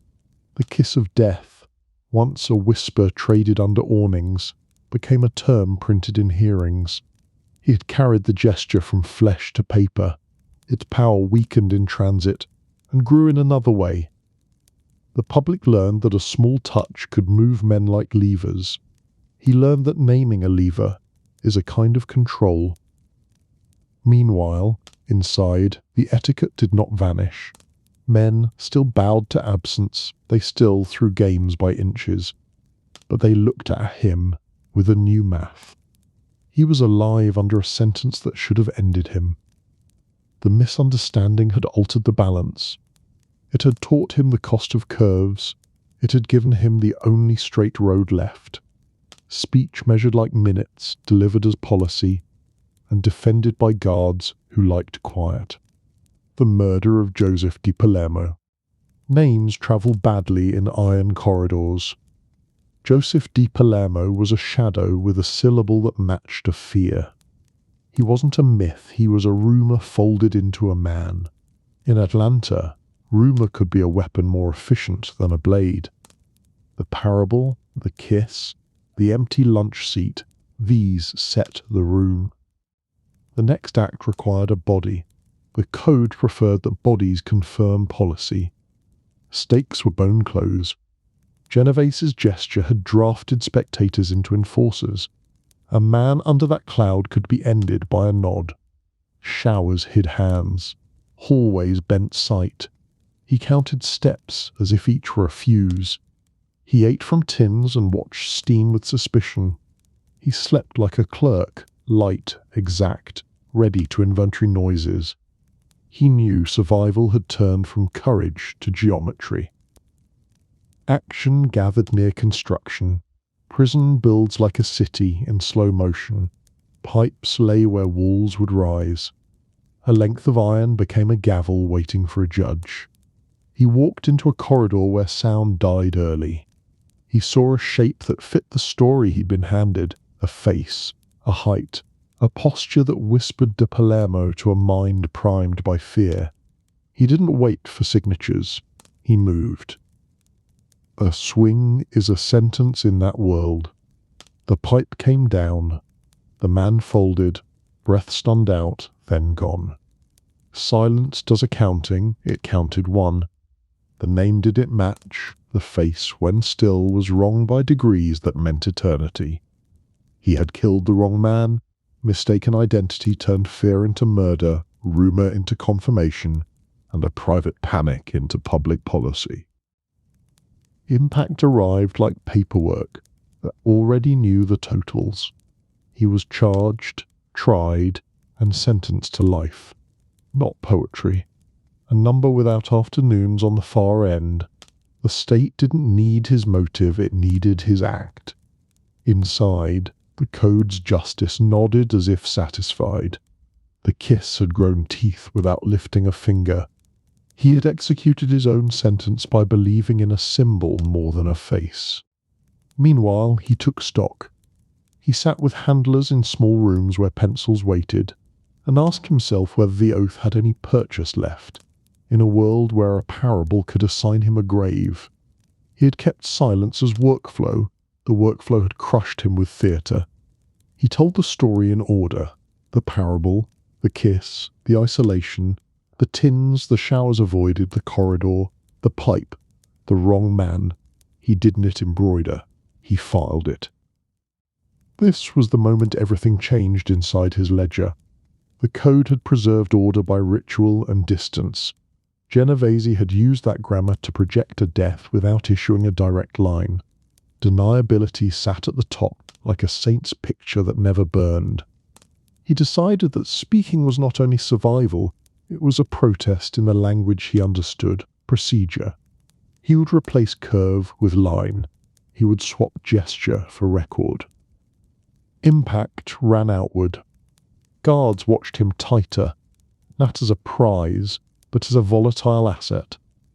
The Bureau saw motive sharpened by error. The offer of protection turned from theory into architecture. Fort Monmouth became a vault because a mistake had closed all other doors. He felt planes in his bones and counted their passes like an abacus of dread. He spoke in measured pulses. He translated his world for men who lived by memoms.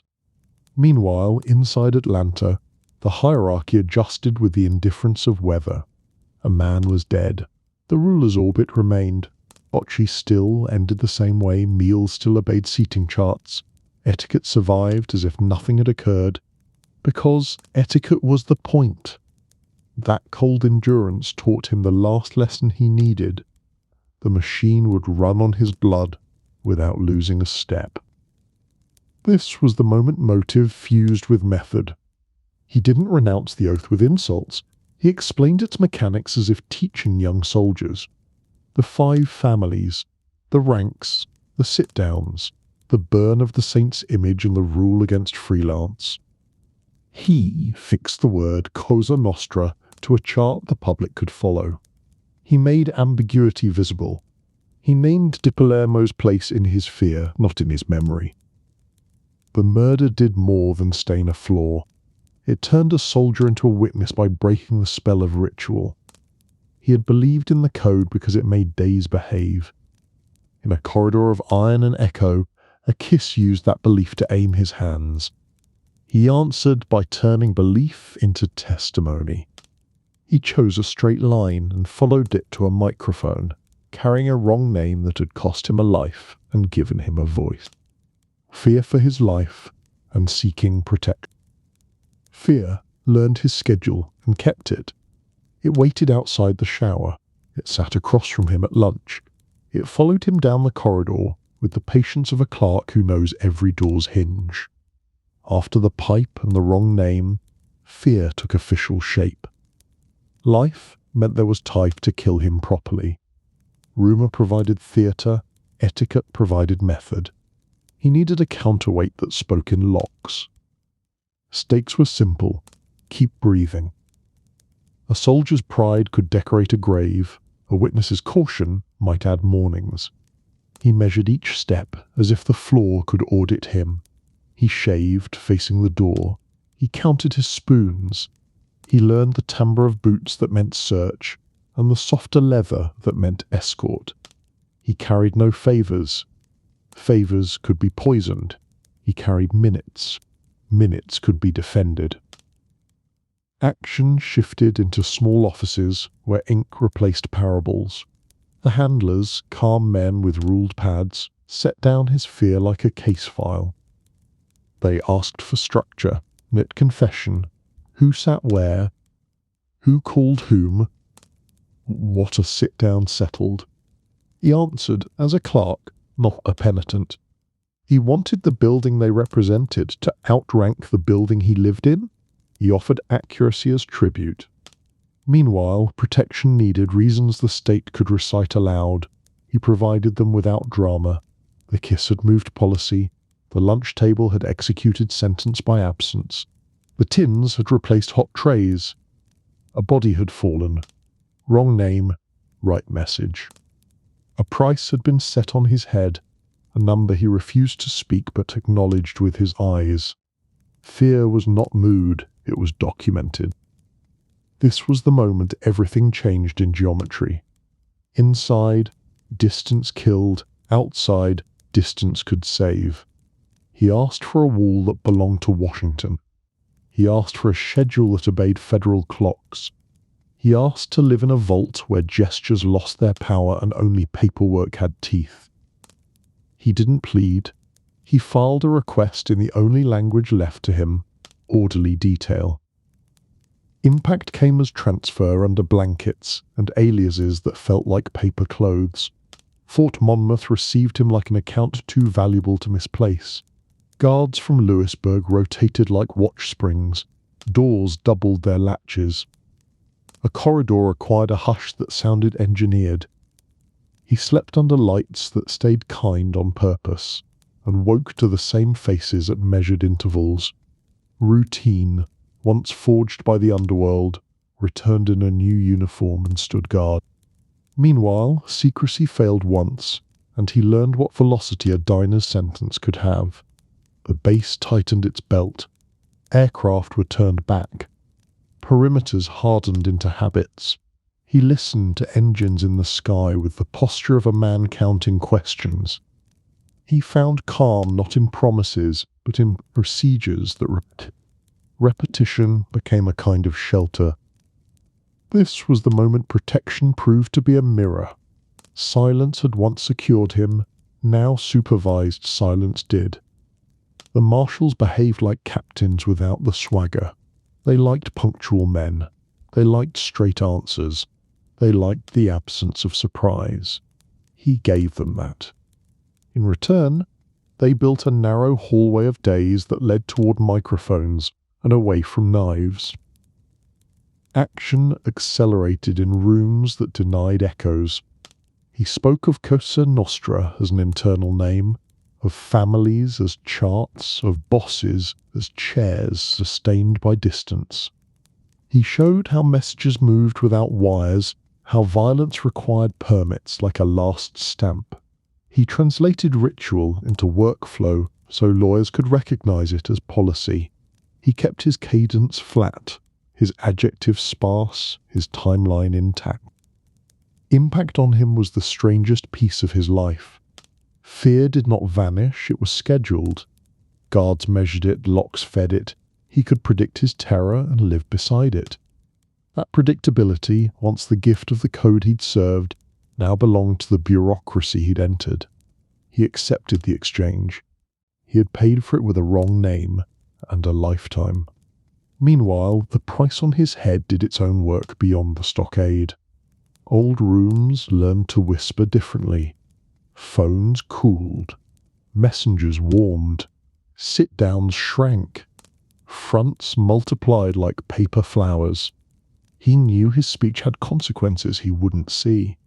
He also knew that not speaking had one certain consequence: a blade, a corner, a final lunch alone.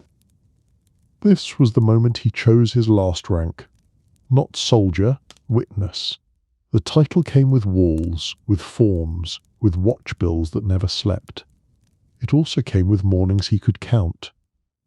He signed for them in his quiet way, by staying punctual, by staying plain, by letting the law's patience hold him where the code's patience had offered him a grave.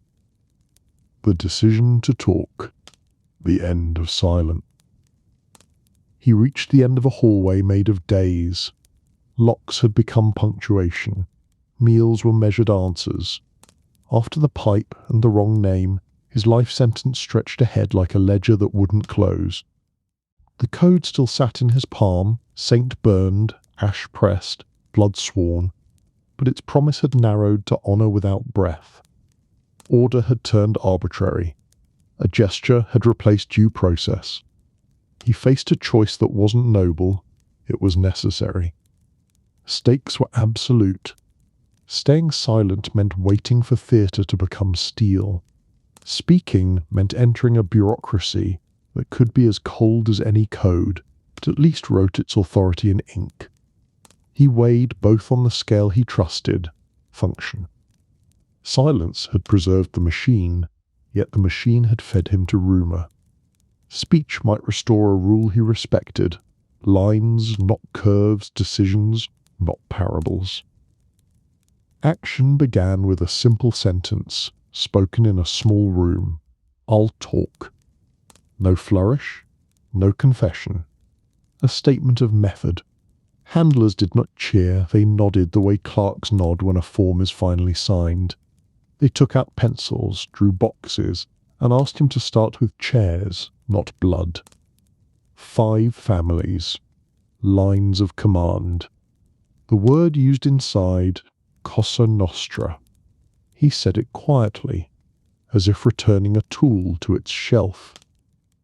Meanwhile, he prepared himself like a witness prepping an audit.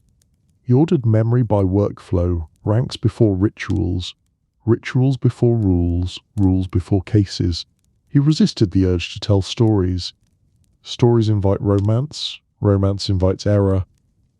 He wrote sequences in his head and cross-checked them with ordinary objects: a coffee cup, a chair's angle, a calendar page pinned in a back room. He trusted things. Things remember. This was the moment everything changed in language. He abandoned euphemism and slang. Slang can be shield. It can also be fog. He preferred concrete nouns that survived courtrooms: sit down, envelope, driver, collector, captain, underboss. He explained that violence wasn't a reflex but a permit. stamped after calmer instruments failed. He turned menace into policy so the law could read it as a system, not a spree. Stakes outside tightened as word of his decision thinned walls. A price on his head turned from rumour into number. He didn't hold the number on his tongue. He held procedures, transfer, stockade, guards who slept in shifts that overlapped by design, lights that hummed on purpose. He swallowed fear in regular doses, timed to watches. Routine, repurposed, became a sedative he could count. Action with the government advanced, like careful carpentry. Debriefs stacked. A gap in one session was filled by the next. He was precise about uncertainty. I believe was marked as weather. I know was marked as architecture. He named no man he hadn't sat with. He placed no chair he hadn't seen. He let omission serve integrity. Handlers respected that. Good files hate guesswork. Meanwhile, his inner ledger argued with shame. The word rat circled like a fly. He didn't swat it. He let it exist beside another word he preferred, repair. He told himself that betrayal had already occurred when ambiguity became sentence and theatre became verdict. He would answer a curve with a straight line. He would not change allegiance from Cosa Nostra to the state, so much as change purpose, from serving a machine in shadow to describing it in light. This was the moment motive settled. Survival, yes, he wanted mornings. Revenge in a narrow shape, he wanted the ruler's theatre noted and contained.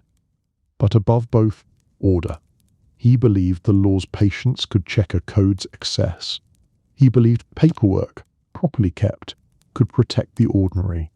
He had always loved routine. Now he would feed routine into a larger ledger. Impact began before microphones. Old rooms cooled, phones gathered dust, messengers reheated. Sit-downs compressed to fewer chairs. The city adjusted its calendar the way a river takes a new bend. He heard none of it directly. He saw it in the faces of men guarding him, in how their posture tightened when a plane passed, in how their voices grew softer when a schedule shifted to midnight. Meanwhile, he rehearsed the hearing voice, calm, short, unafraid of silence. He would not sell, he would not evangelize, he would explain. He practiced answering the same question twice without anger. He practiced saying that I don't know with dignity. He practiced letting charts carry the burden of insult. He prepared to be both hated and useful. The decision to talk ended one world and furnished another. He did not escape the architecture of silence, he inverted it. He took the rooms he had served and placed them on paper. He exchanged a saint's charred image for a witness oath. He kept the same cadence, measured, clerical, exact, and walked into the light with the vocabulary of a vault keeper, ready to open the door. The room was quiet in a way that cameras enforce. Senators sat like ledger stones. Charts stood behind them, rectangles with faces, arrows, and names that had once moved only by rumour. He took his seat, a suit on his shoulders, a cigarette between fingers that knew schedules better than scripture. The oath here was spoken aloud, not burned. He raised his hand and entered the record. Stakes were national and simple. The country wanted to know if the whisper had a body, if the word mafia meant anything beyond magazines and fear. He answered in a tone that liked facts. He called it Cosa Nostra. He said insiders never used the other word. He didn't sell astonishment. He recited a roster. 5 families. Boss. Underboss. Consigliere. Caporegime. Soldier. A ladder described without music. Action followed the architecture he had practiced. He explained induction without myth. A saint's picture pricked the thumb. A flame taught obligation. The oath sealed silence to payroll. He spoke of rules as workflow. Don't speak, don't betray, don't freelance. He described the sit-down as court, not brawl, chairs fixed to purpose, tempers managed by higher chairs, disputes settled because revenue required peace. He translated deniability into layers that protected the center and assigned heat to the rim. Meanwhile, a senator tried to find romance. He asked for nicknames and legends. Valachi answered with minutes. A sit-down on a Tuesday, coffee poured, envelopes stacked flat. He reduced drama to procedure because procedure was the truth that mattered. The cameras inhaled the quiet. America watched a clerk dismantle a myth with nouns and times.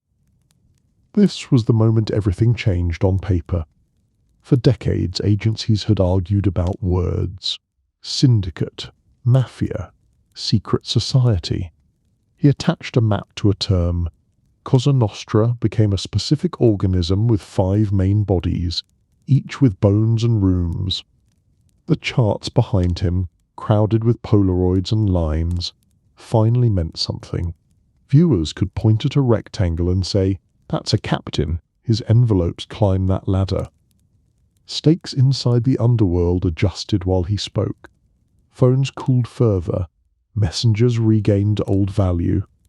Meet only in rooms with tiled walls and running water.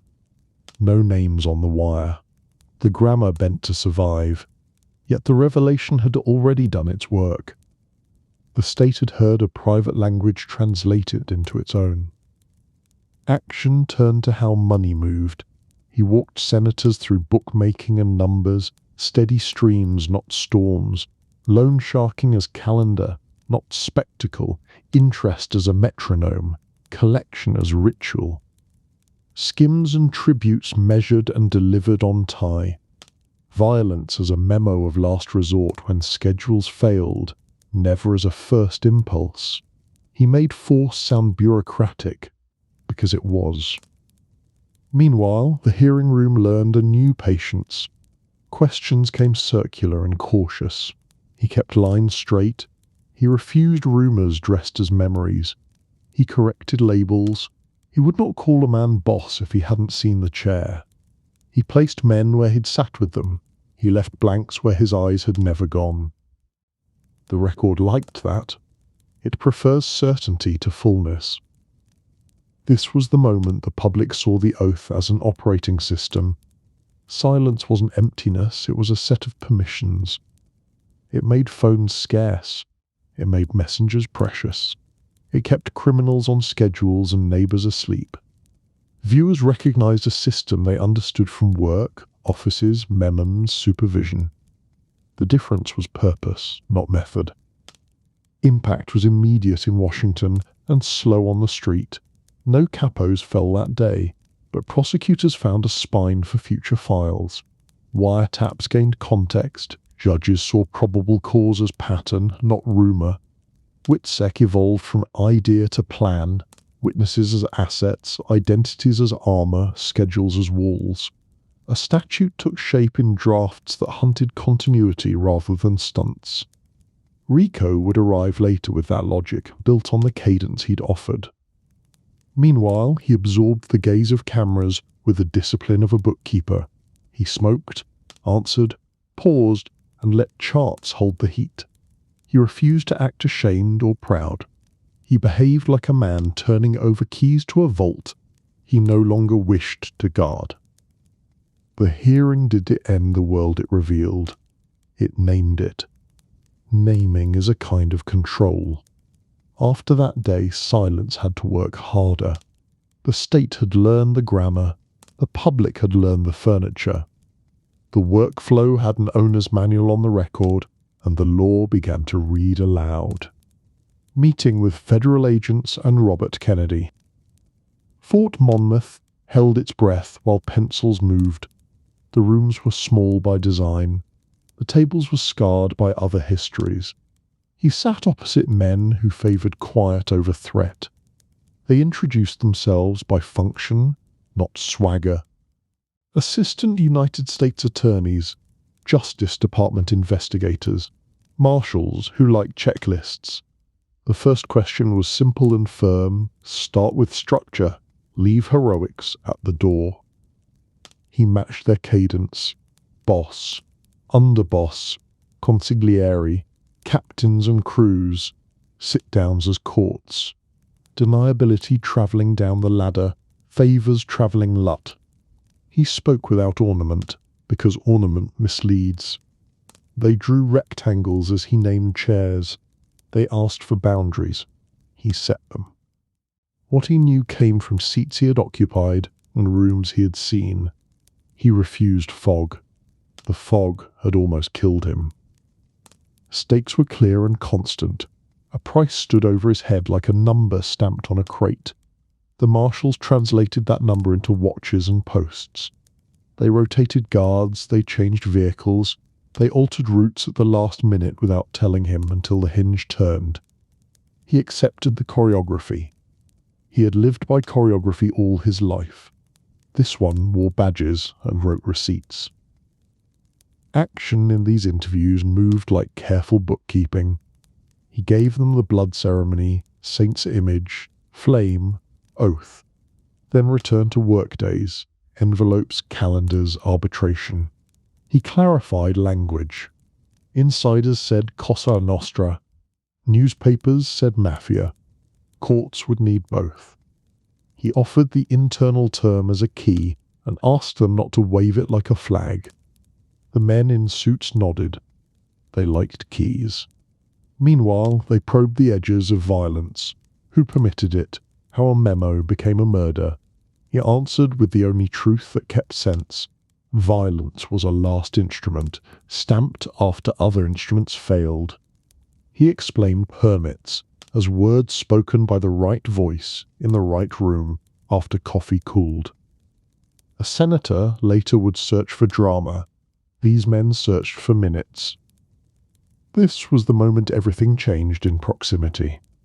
The Attorney General came through the door without noise. Robert Kennedy carried urgency like a precise tool. His questions were crisp and economical. He wanted the map, the routes, the rooms. He had read transcripts. He wanted texture. He pushed on deniability. How far could a boss sit from a crime and still pull its thread? Valachi showed the distance in chairs, and that inches. Kennedy listened the way a runner breathes, measured, intent, ready for the next stride. He asked about discipline, about how chaos was prevented, about why the sit-down kept the peace better than fear did. Valachi said money hates interruption. The oath existed to protect Fridays. Ritual was payroll. The Attorney General's eyes tightened. The line had weight he could use in public without romance. Stakes tilted toward Washington's patience. Kennedy did not promise amnesty. He promised process. He told the room that intelligence mattered more than theatre, that names tied to functions were worth more than legends, that cases would be built like bridges, one bolt at a time. He asked Valachi to stay clerical, to resist Story. Valachi agreed. Story had put a pipe in his hand. Procedure had taken it away. Action returned to detail with sharper purpose. They walked through a typical week for a soldier who handled numbers and loans. They placed times, places, fronts, and common signals. They mapped how a dispute rose, who heard it, who mediated it, who carried the envelope afterward. Kennedy interrupted only to trim ambiguity. Who sat where? Which doorway? How many chairs? Meanwhile, security thickened its weave.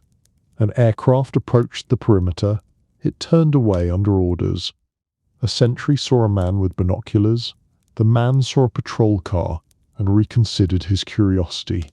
Valachi felt protected by the rhythm, not the threats. He trusted the clock more than the gun. The marshals noticed. They fed him timing like food. This was the moment motive met policy. Survival had opened his mouth. Order kept it steady. He told Kennedy that he was not here to burn men for pleasure. He was here to diagram a grammar that had been used against him. The Attorney General accepted the framing. He was not seeking confession, he was building comprehension. Impact would arrive in hearings and statutes, but it began in these small rooms, a clerk of violence turning his ledger to face the law, and a young Chief of Justice treating that ledger like an instrument. The interviews ended the same way they began, with chairs, with roots, with calendars. The door opened. The guards reset the watches. The vault of silence shifted. Inside, the files multiplied. The scope of his testimony and security measures. The file grew like a brick wall. Names sat in rows, not for spectacle but for weight. He gave ranks, but he gave habits too. Which captain liked cash flat? Which runner never sat? Which cafe hosted peace because the coffee was poor and the owner deaf by courtesy? He mapped the cadence of a week. Mondays for accounts, Wednesdays for sit-downs when tempers cooled, Fridays for envelopes. He kept myth outside the door. Stakes were measured in inches of paper and miles of perimeter. The more he said, the tighter the circle drew. Guards counted minutes between his breaths. Two-man posts doubled at night. A marshal slept in a chair by his door, not for comfort, but for line of sight. A second watched the window. A third held the log. Logs were their oath. Action in testimony moved from architecture to plumbing. He followed routes, a bookmaker's call to a payphone. 3 rings, hang up, call again. A number runner's bag that never showed $1, only slips as thin as prayer. He explained the turnkey of debt, how interest clicked daily like a metronome that trained fear. He said violence attended late, with an appointment, after the meters failed. Meanwhile, security practiced its own ritual.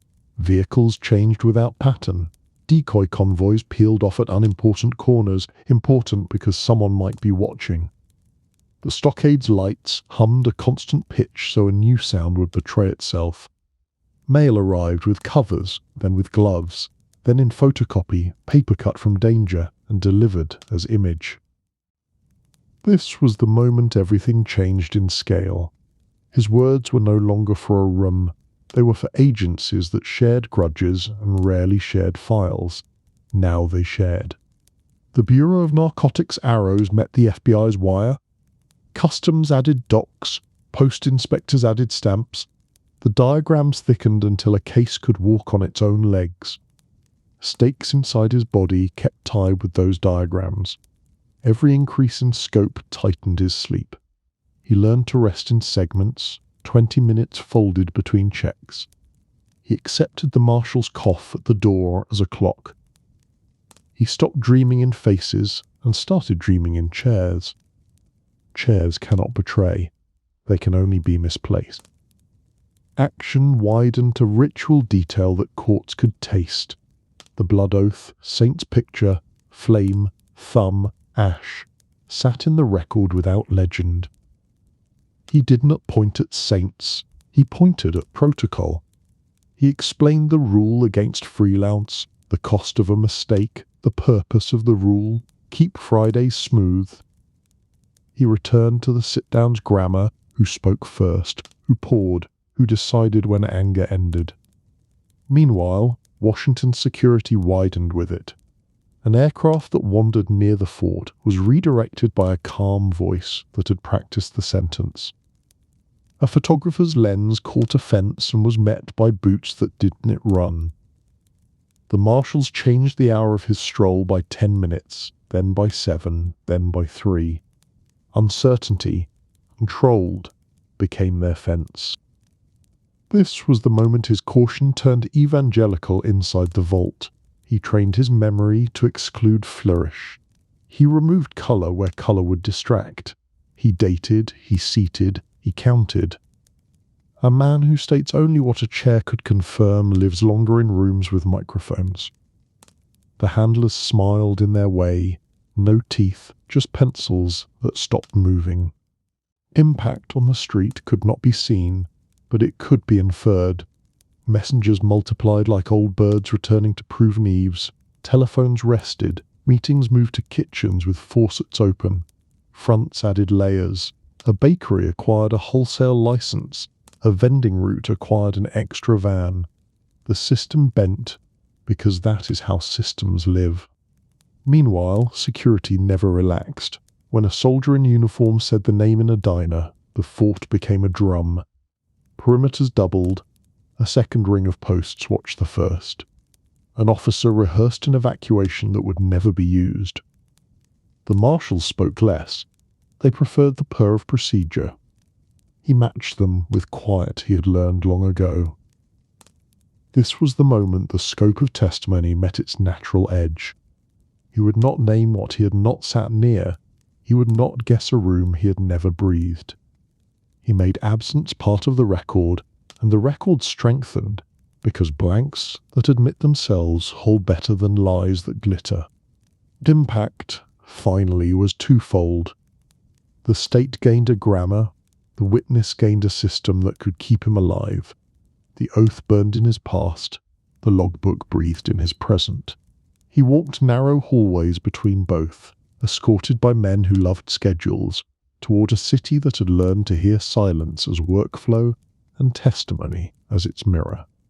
Defining La Cosa Nostra for the world, he named it the way craftsmen name their tools. Not a legend, a term of use. Cosa Nostra, our thing, was more than prideful slang. It was a label for workflow. It marked who belonged to the calendar and who didn't. It separated rumour from payroll. He spoke it softly, as if handling a key that had opened too many doors. The word did not live in newspapers. It lived in kitchens, backrooms, and booths with coats on hooks. It travelled by breath between men who understood that a name could be both shield and boundary. Mafia was the outside's word. It sold headlines. Cosa Nostra was the inside's grammar. It asked, does he know our times, our signals, our permissions? If he did, the word fit. If he didn't, it slid off like rain on tile. He explained that a word is a door with two sides. Facing inward, it organised duty. Facing outward, it denied strangers the map. This dual face kept the centre cool. A boss could sit far from an act, yet be close to a decision. The term helped. It turned scattered crews into a body that recognised itself without printing a charter. Structure gave the term bones. 5 families, each a house with the same rooms. Boss, underboss, consigliere, captains and crews. The titles were not ornament. They were instruments. They tuned disputes, timed collections, and set the distance between a voice and a blow. He insisted on chairs and myths. He said the word Cosa Nostra meant you knew where you sat and why. Ritual gave the term breath. A saint's picture met flame, a thumb met ash, a mouth met an oath. He did not perform, he described. The fire's lesson was simple. Warmth that could burn, loyalty that could scar. The oath did not enchant, it standardized silence. It turned discretion into policy. It installed a lock on the tongue and handed the key to the room. Rules gave the term spine. Don't speak, don't betray, don't freelance. The first protected the rooms, the second preserved the chairs. The third kept Fridays smooth. A man who obeyed kept his place in the calendar. A man who strayed created noise. Noise cost money. The term Cosa Nostra named the peace that quieted noise without calling the police. Language enforced distance. Orders rarely travelled as commands. They moved as parables, nods and questions that everyone knew how to answer. This curve kept fingerprints off decisions. It also created the theatre that had boxed him in. He told the committee that ambiguity was armour, He also told them that armor could cut the wearer when rumor grips the handle. Money gave the term weight. Cosa Nostra was more than brotherhood, it was accounting. Envelopes rose by habit, skims were measured, loans clicked interest like a metronome. Bookmaking turned days into ledgers. The term gathered these small rivers and named their confluence. It made 1,000 errands feel like a single enterprise. Meetings gave the term a courtroom. The sit-down was procedure, not spectacle. Chairs arranged authority. Coffee cooled while tempers cooled.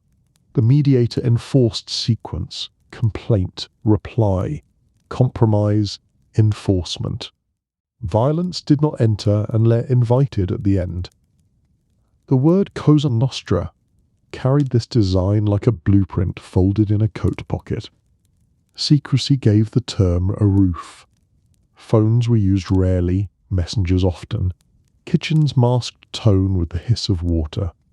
Cars idled with windows cracked so the room could move after the talk. An address that worked was reused sparingly. A man who learned this rhythm could cross boroughs without leaving a trail.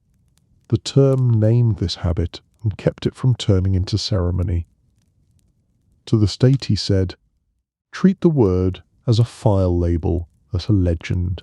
It marks continuity. It names an organism with patience. It is not a trumpet, it is a stamp. If you listen for it as sound, you'll miss it. If you watch for its schedule, you'll find it." He urged them to trust patterns over tales. Tales fade, patterns bill. He admitted its limits. The term didn't prevent greed. It could not make a fool wise or a hothead cool. It could only set rails and punish derailments. It preserved revenue.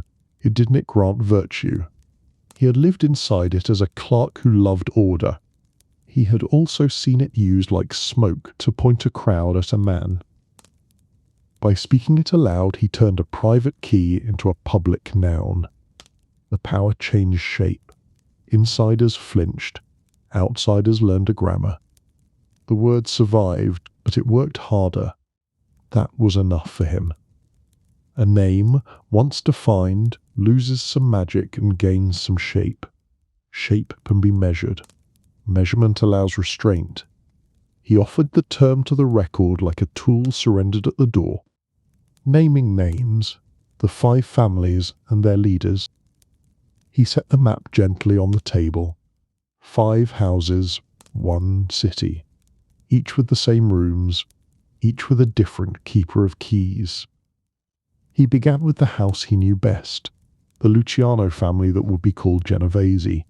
Structure first, pride nowhere. Boss at the centre, underboss to carry weight, consigliere to cool rooms, captains to keep crews aligned, soldiers to turn days into revenue. He named the line of chairs, not to boast, but to fix time. Luciano had furnished the design, Frank Costello had prized quiet and calendars. Vito Genovese returned and sat far from acts but close to decisions. Tony Strollo's crew carried his own weeks. Names were not banners, they were anchors. He moved the Gambino house, once Anastasia's, later Carlo's. The same skeleton. A boss who loved ports, a ladder that touched the docks, the markets, the trucks that moved without announcing destinations. Carlo Gambino valued patience. He let others dance loud while his envelopes arrived flat. He refused storms. He trusted routine. That made him powerful, the way a harbour is powerful, by receiving and releasing, on time.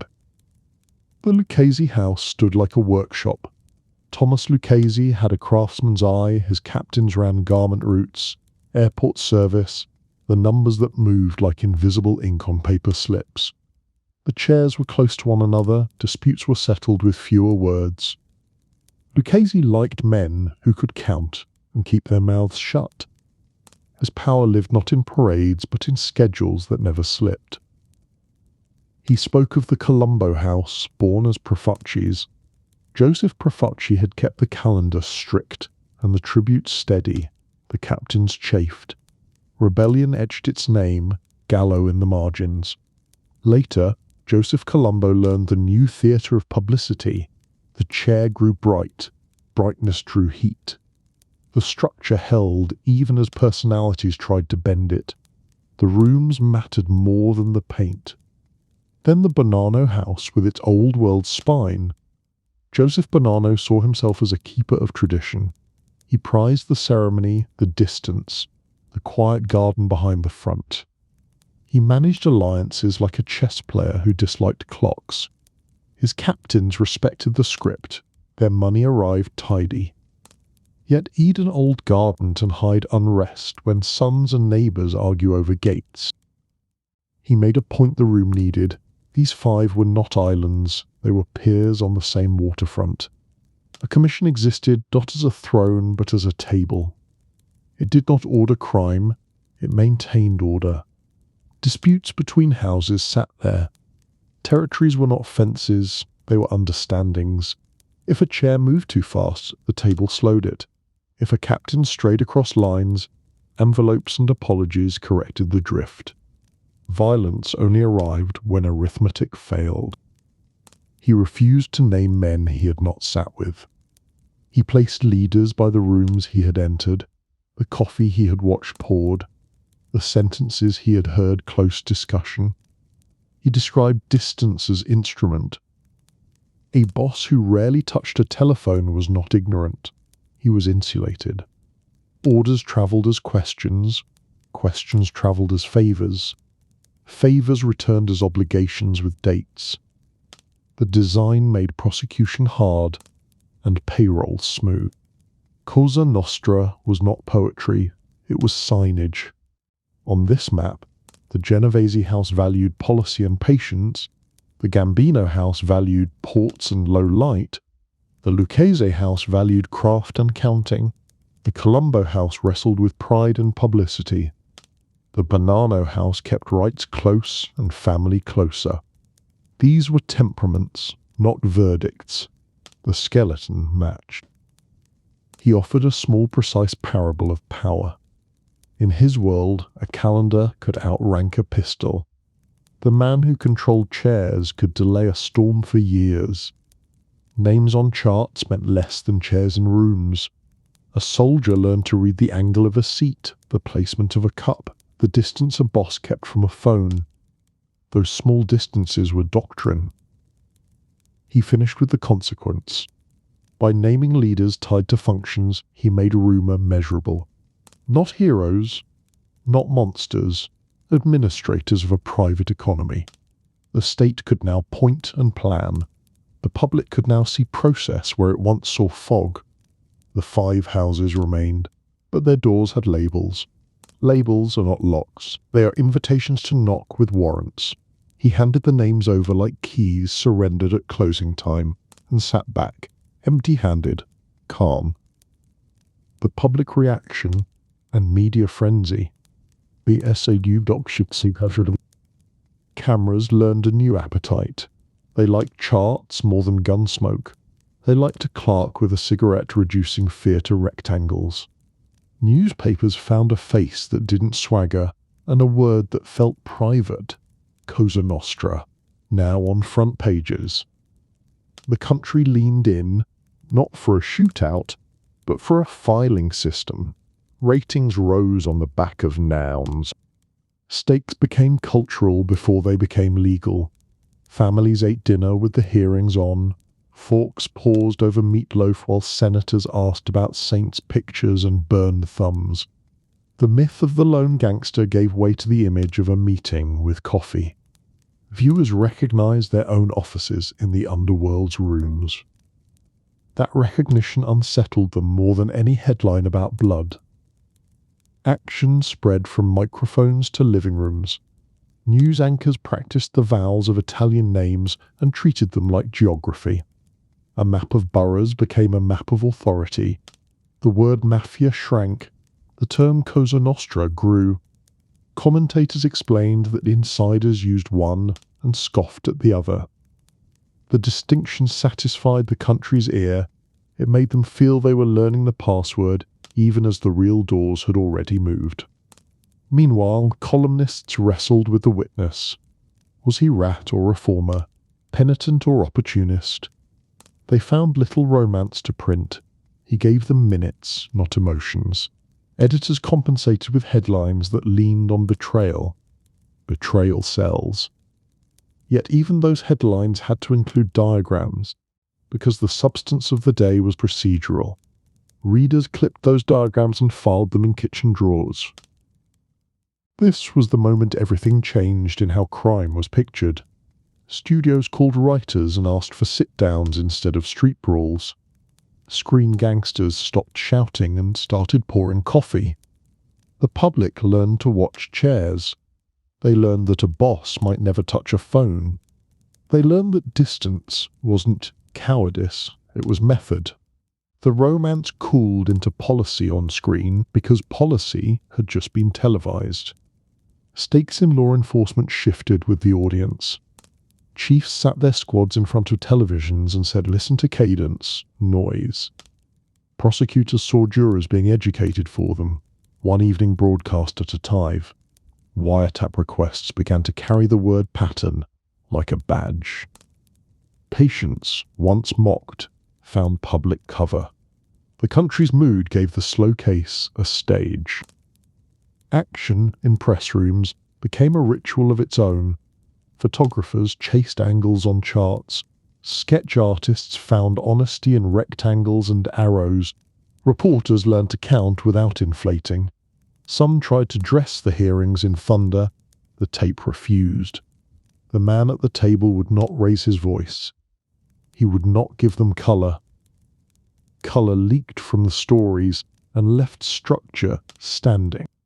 Meanwhile, the underworld watched the screen in bars that preferred shadows. Reactions were measured, then practical. Phones cooled further. Messengers regained their stipend.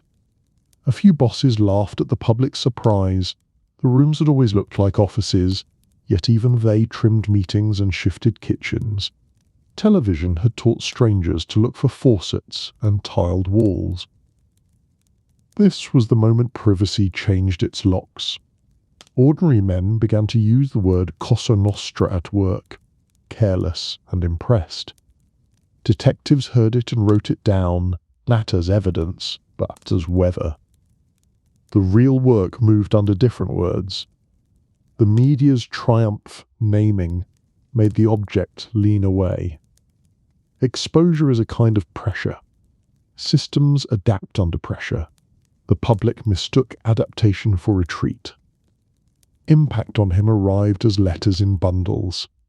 Some spat, some praised, most asked questions in neat handwriting about oaths and rules. He didn't answer.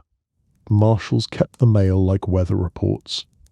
The press asked for interviews, he declined. He had already chosen his cadence, measured, clerical, finite. The frenzy asked for excess, he would not supply it. Meanwhile, the country learned a last lesson without being told. The spectacle that gripped them was unglamorous. The hero of the week was a witness who filed, dit fought. The villain was a workflow, dit a face. The most dangerous object in the story was a chair. They didn't cheer, they took notes. And in taking notes they joined the bureaucracy that would, years later, learn to file back. The hearings ended, but the paperwork war began in earnest.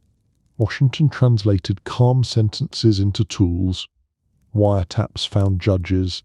Affidavits learned to say pattern and continuity.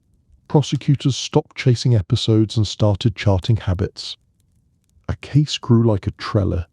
Vines of small acts clipped until a weight could be carried to verdict without flourish. The country mistook silence for retreat. It was discipline. On the street the rooms adjusted. Quieter bosses took the chairs. Front companies multiplied like careful hedges. Phones cooled to winter. Messengers regained stipend and miles. The sit-down survived because disputes still needed rooms. Violence retreated to the margins, money stayed central. Schedules, not speeches, kept the peace. The grammar bent and held.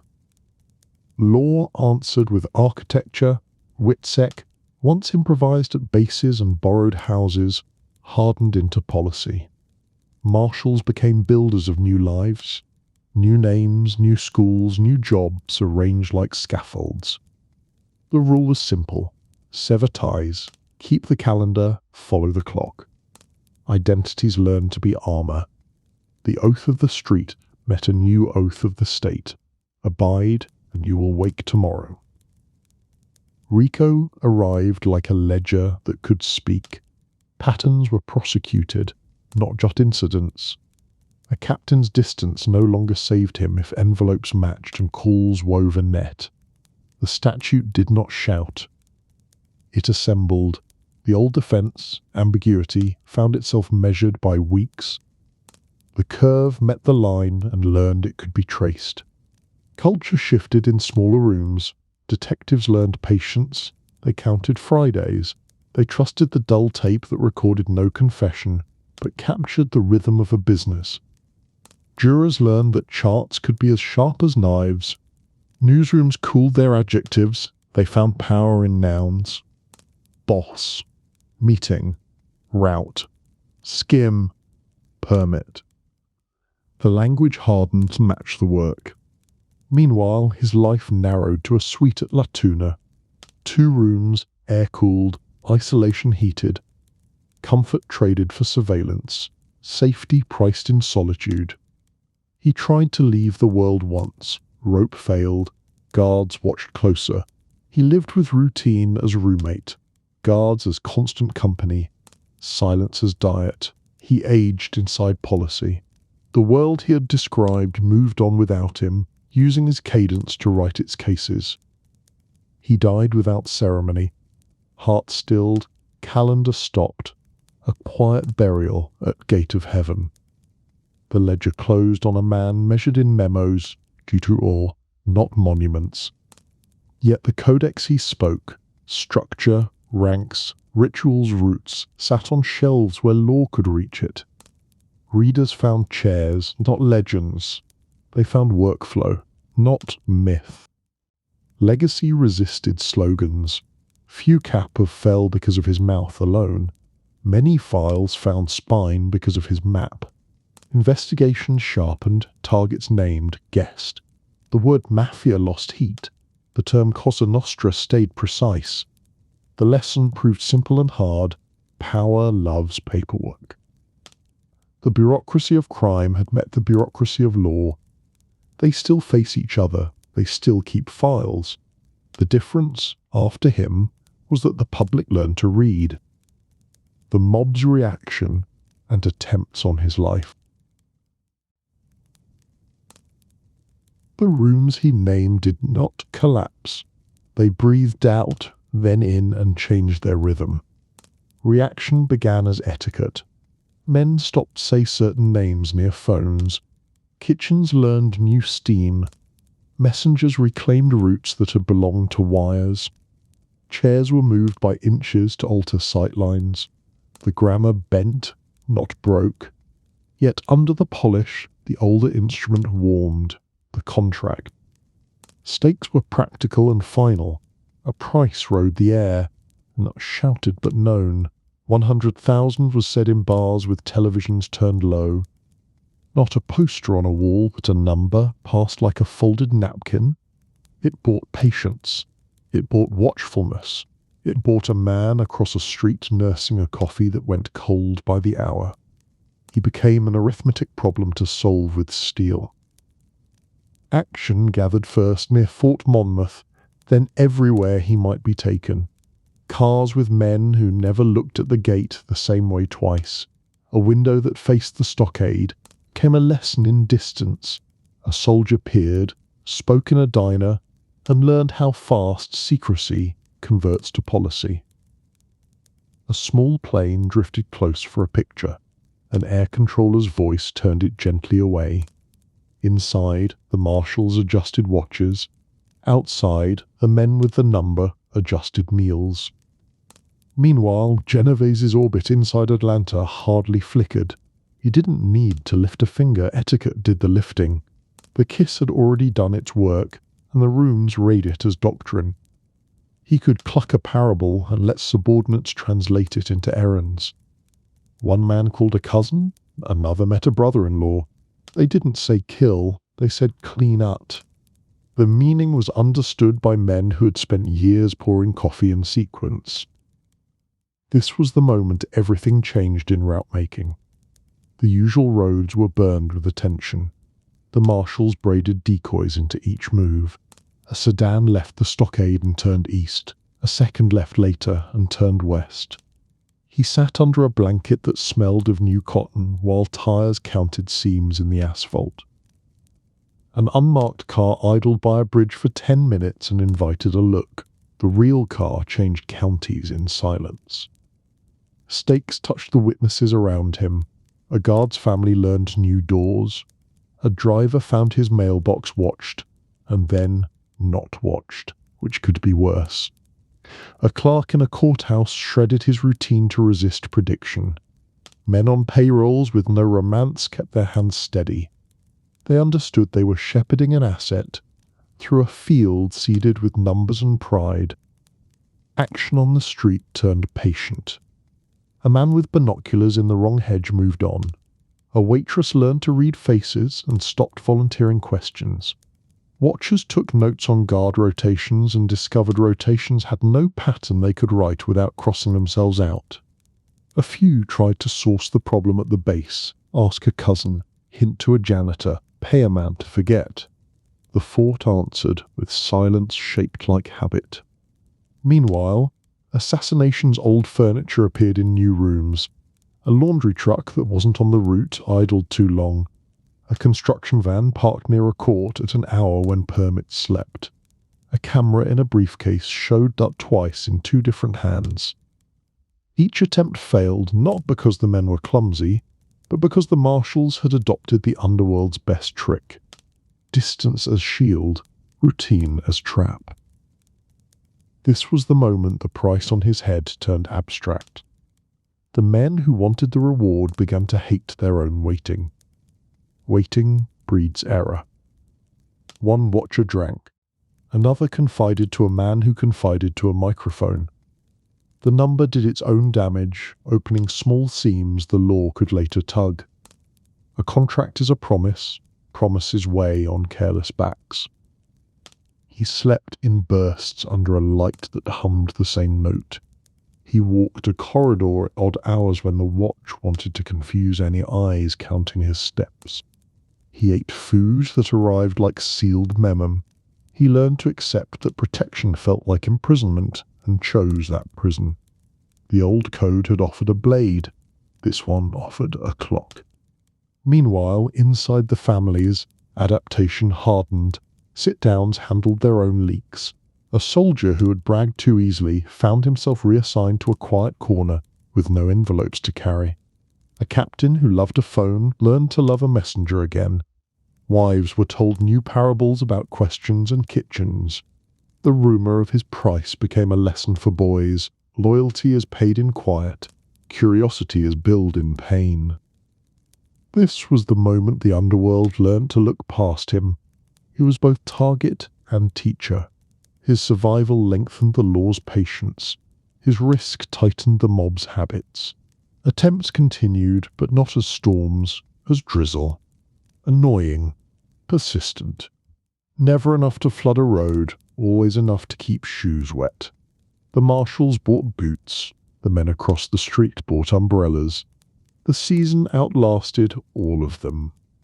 Impact in the long view was simple.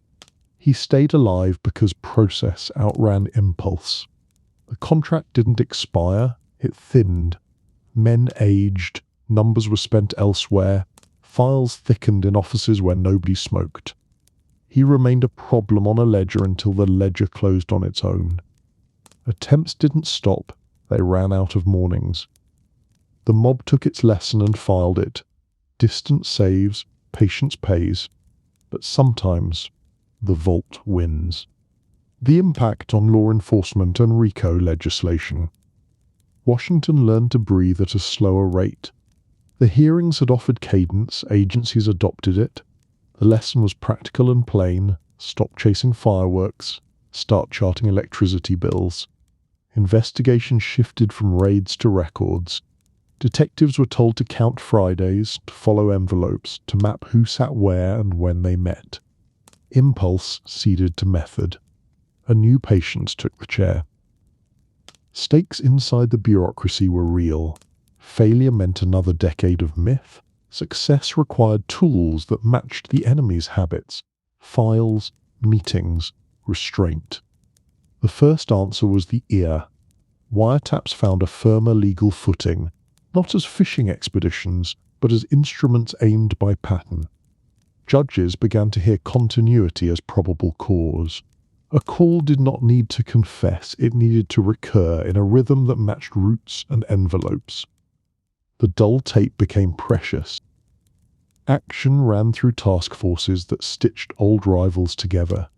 The Federal Bureau of Narcotics brought roots and faces, the FBI brought wires and logs, Customs brought ports, post inspectors brought stamps and schedules. Interagency walls, tall and proud, were trimmed to waist height by shared diagrams. A bookmaking board in the Bronx matched a phone tree in Brooklyn.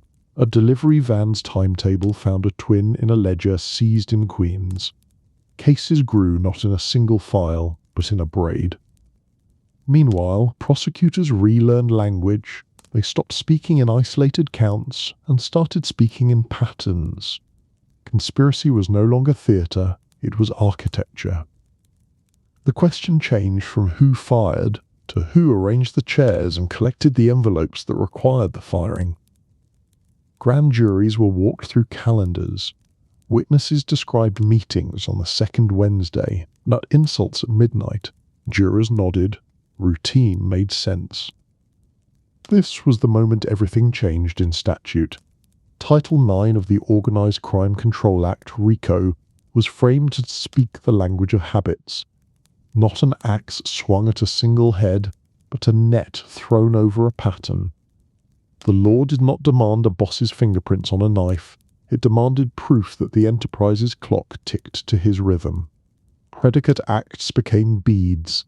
A string of beads, worn together, became guilt. Distance, once armor, turned into a visible line tugged by the same hand. Stakes for witnesses sharpened as tools matured. WITSEC grew from improvisation to blueprint. Marshals became logisticians of new lives. The state, having asked men to abandon Omertà, built an answer to the price on their heads: names altered, schools enrolled, jobs arranged, check-ins scheduled like sacraments. The ethic was debated in halls and kitchens, but the practice hardened. A witness became an asset with maintenance requirements. Files tracked diets of fear and stipends of patience. Action in courtrooms slowed on purpose. Prosecutors taught juries to love charts. A weekly collection sheet became a metronome that matched a captain's calls. A cafe's Tuesday morning traffic, recorded by a board officer, matched a lease payment posted every Thursday. Violence appeared late in the narrative, as it did in life, a memo of last resort. Judges, once hungry for confession, began to accept continuity as a confession written in Thai. Meanwhile, local squads adjusted their gait. The walk-and-knock visit gave way to the sit-and-count watch. Patrol cars were used as moving clocks outside social clubs. A detective learned to read the tempo of a back room by cigarette breaks on the sidewalk. Payments were photographed as elbows leaned. The romance of the chase cooled into the craft of waiting. Old-timers grumbled, younger men learned to keep coffee warm without spilling a minute. This was the moment informants ceased to be anecdotes and became supply lines. Debriefs were standardized. A good handler asked not for color, but for cadence. Who poured, who spoke, who decided, what day of the week. Names were kept only when tied to functions. A rumor without a chair attached was marked as weather. Weather was noted, weather did not win cases. Impact rippled outward in quiet successes. A shy tape caught a captain's voice on a day his alibi said he was elsewhere, The pattern contradicted him. A numbers bank, raided not for cash but for slips, yielded a calendar that mirrored phone records. A junkyard that had disguised thefts as metal weight learned that scale tickets could betray it over months. Rico let prosecutors bring the whole organism into the dock, not just a limb. Meanwhile, the underworld adapted again. Meetings shortened, messengers specialized, fronts grew thicker bark, yet the patience of law had found its pace. No need to chase a man into an alley when you could watch his Tuesday for a year. Indictments grew long and dry. Defense tables crowded with men who had once believed distance absolved them. Distance had become the exhibit. In the end, enforcement did not become glamorous. It became clerical and tough. The oath at the witness table had taught Washington that the enemy lived not in gunsmoke, but in calendars, chairs, and envelopes. Rico spoke that truth in statute. Wiretaps hummed it on tape. WITSEC guarded the voices that explained it. The bureaucracy of law met the bureaucracy of crime at eye level, and, slowly, learned to outlast it. The manuscript began as pen on prison paper, hand cramped, lines straight. He titled it like a mechanic labels a drawer, The Real Thing. No flourish. A jailed scribe at work. He wrote as he had testified, short, clerical, precise. Ranks first, ritual next, rules then cases. He kept colour outside so the frame would stand. He wanted a record, not an alibi. Peter Maas became conduit. He visited, listened, and stacked notes like bricks. The Justice Department first welcomed the idea. A book could guide prosecutors and cool myth. Then it hesitated.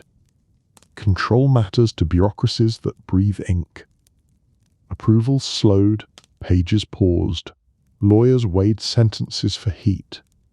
A biography drawn from the manuscript, shaped by interviews, moved ahead.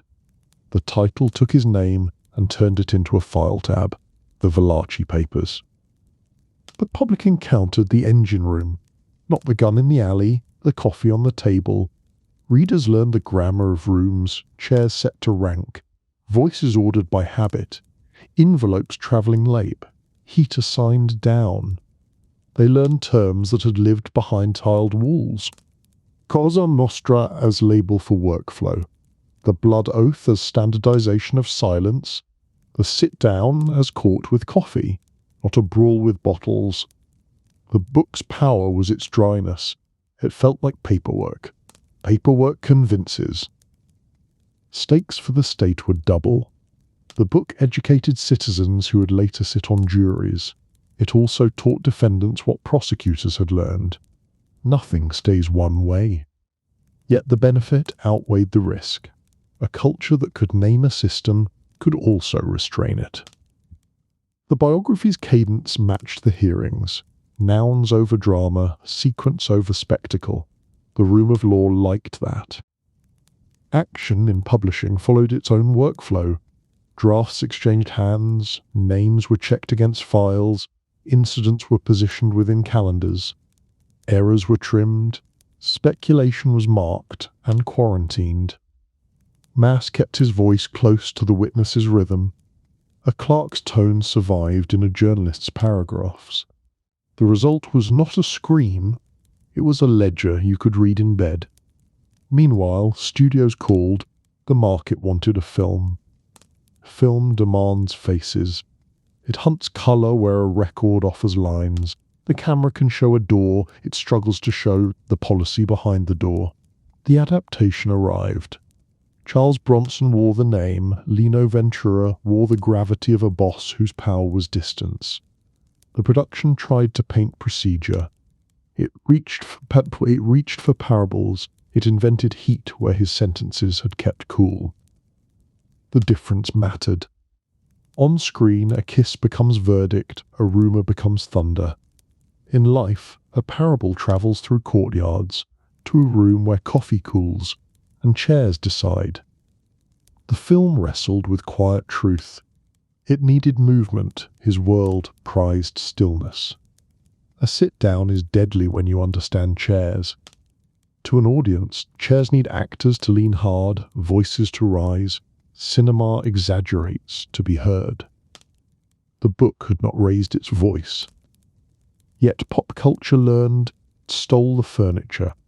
Directors put charts on walls and let men point with cigarettes. Writers traded alley chases for arbitration scenes. The public came to expect a captain who never touches a phone, a boss who speaks in curves, a table where coffee signals the end of anger. The language of Cosa Nostra migrated to scripts. The oath with a saint's picture and a flame became shorthand for entrance. Ritual, once private, turned into theatre. The risk was romance, the gain was accuracy and tools. Meanwhile, the man stayed in his small rooms. He didn't tour, he didn't grant photo spreads. He read clippings when marshals allowed, and saw himself turned into a shape that sold tickets. He kept his routine. 2 rooms, air-cooled, guards as neighbours. The suite became a library of silence while his name wandered cinemas. The irony was plain. He had asked the world to learn paperwork. It learned a style. This was the moment everything changed in the public's ear. Before, gangster meant raw and fedora. After, it meant files and meetings and a hierarchy that matched any office. The system lost some mystery and gained weight. The film reached millions, the book sat longer on shelves. Judges found jurors less startled by charts. Detectives found interviewees using terms from pages they had underlined. Impact in culture stayed uneven and true. Some shows copied noise, some learned cadence. A few storytellers, patient and sober, let chairs and calendars carry scenes. They honoured the dryness. They understood that power lives in routine. They understood that a schedule can be a blade. Others could not resist glitter. Glitter sells. It also misleads. The record remains for those who prefer iron to tinsel. The manuscript itself found a vault. Later it reached an archive with the president's name on the door. A historian digitized, indexed, and offered it to anyone with a screen. The real thing became searchable. Researchers, prosecutors, and curious readers could move through a clerk's mind as if walking a warehouse with labelled aisles. In those pages, the voice never shouts. It names, it dates, it seats. In the end, the papers did what hearings had begun. They turned a myth into minutes. They let the workaday voice of a soldier explain the architecture of silence and the rhythm of force. Pop culture carried a shadow of that forward. The difference between ledger and lights remains, but the furniture holds. Chairs, roots, calendars, money and force. The public saw the rooms. The law kept the plans. Life in protective custody and isolation. Protective custody was a calendar without seasons. 2 rooms, air-cooled, a door that hummed, furniture chosen for softness, not beauty, a bed that did not creak, a small table that learned his elbows, a kitchenette where water hissed on schedule. Comfort existed, yet it measured him. He lived inside procedure, procedure lived inside him. Stakes were simple and permanent. The price on his head didn't expire, it only aged. Marshals answered it with watches and logs. A guard in a chair by his door, another on the hall's far end, a third walking the loop like a second hand. The logbook lay open to the day. Entries were short and inevitable. Wake, meal, walk, check, light out, check again. This was the oath of the state. The routine began before dawn. Lights dimmed to a low, even tone. A knock, not for permission but for proof of breath. Coffee arrived in a lidded cup, sealed like an affidavit. Bread, fruit, a folded napkin that never left lint. He ate as men who once kept books always eat. measured, grateful to the clock. He had learned suspicion in Atlanta. Here, the rappers cured it. Seals were another kind of prayer. He walked when the corridor was empty. 10 minutes one day, 7 the next, 3 on a Wednesday just to break the arithmetic that men with binoculars prefer. Steps counted to a rhythm he didn't control. A marshal set the pace by glancing at his watch. They didn't speak unless needed. Silence is safer when walls have ears, and in a fort every vibration belongs to someone else. Mail was delivered as copies first, originals later. Paper cut from risk to image, then image returned to paper.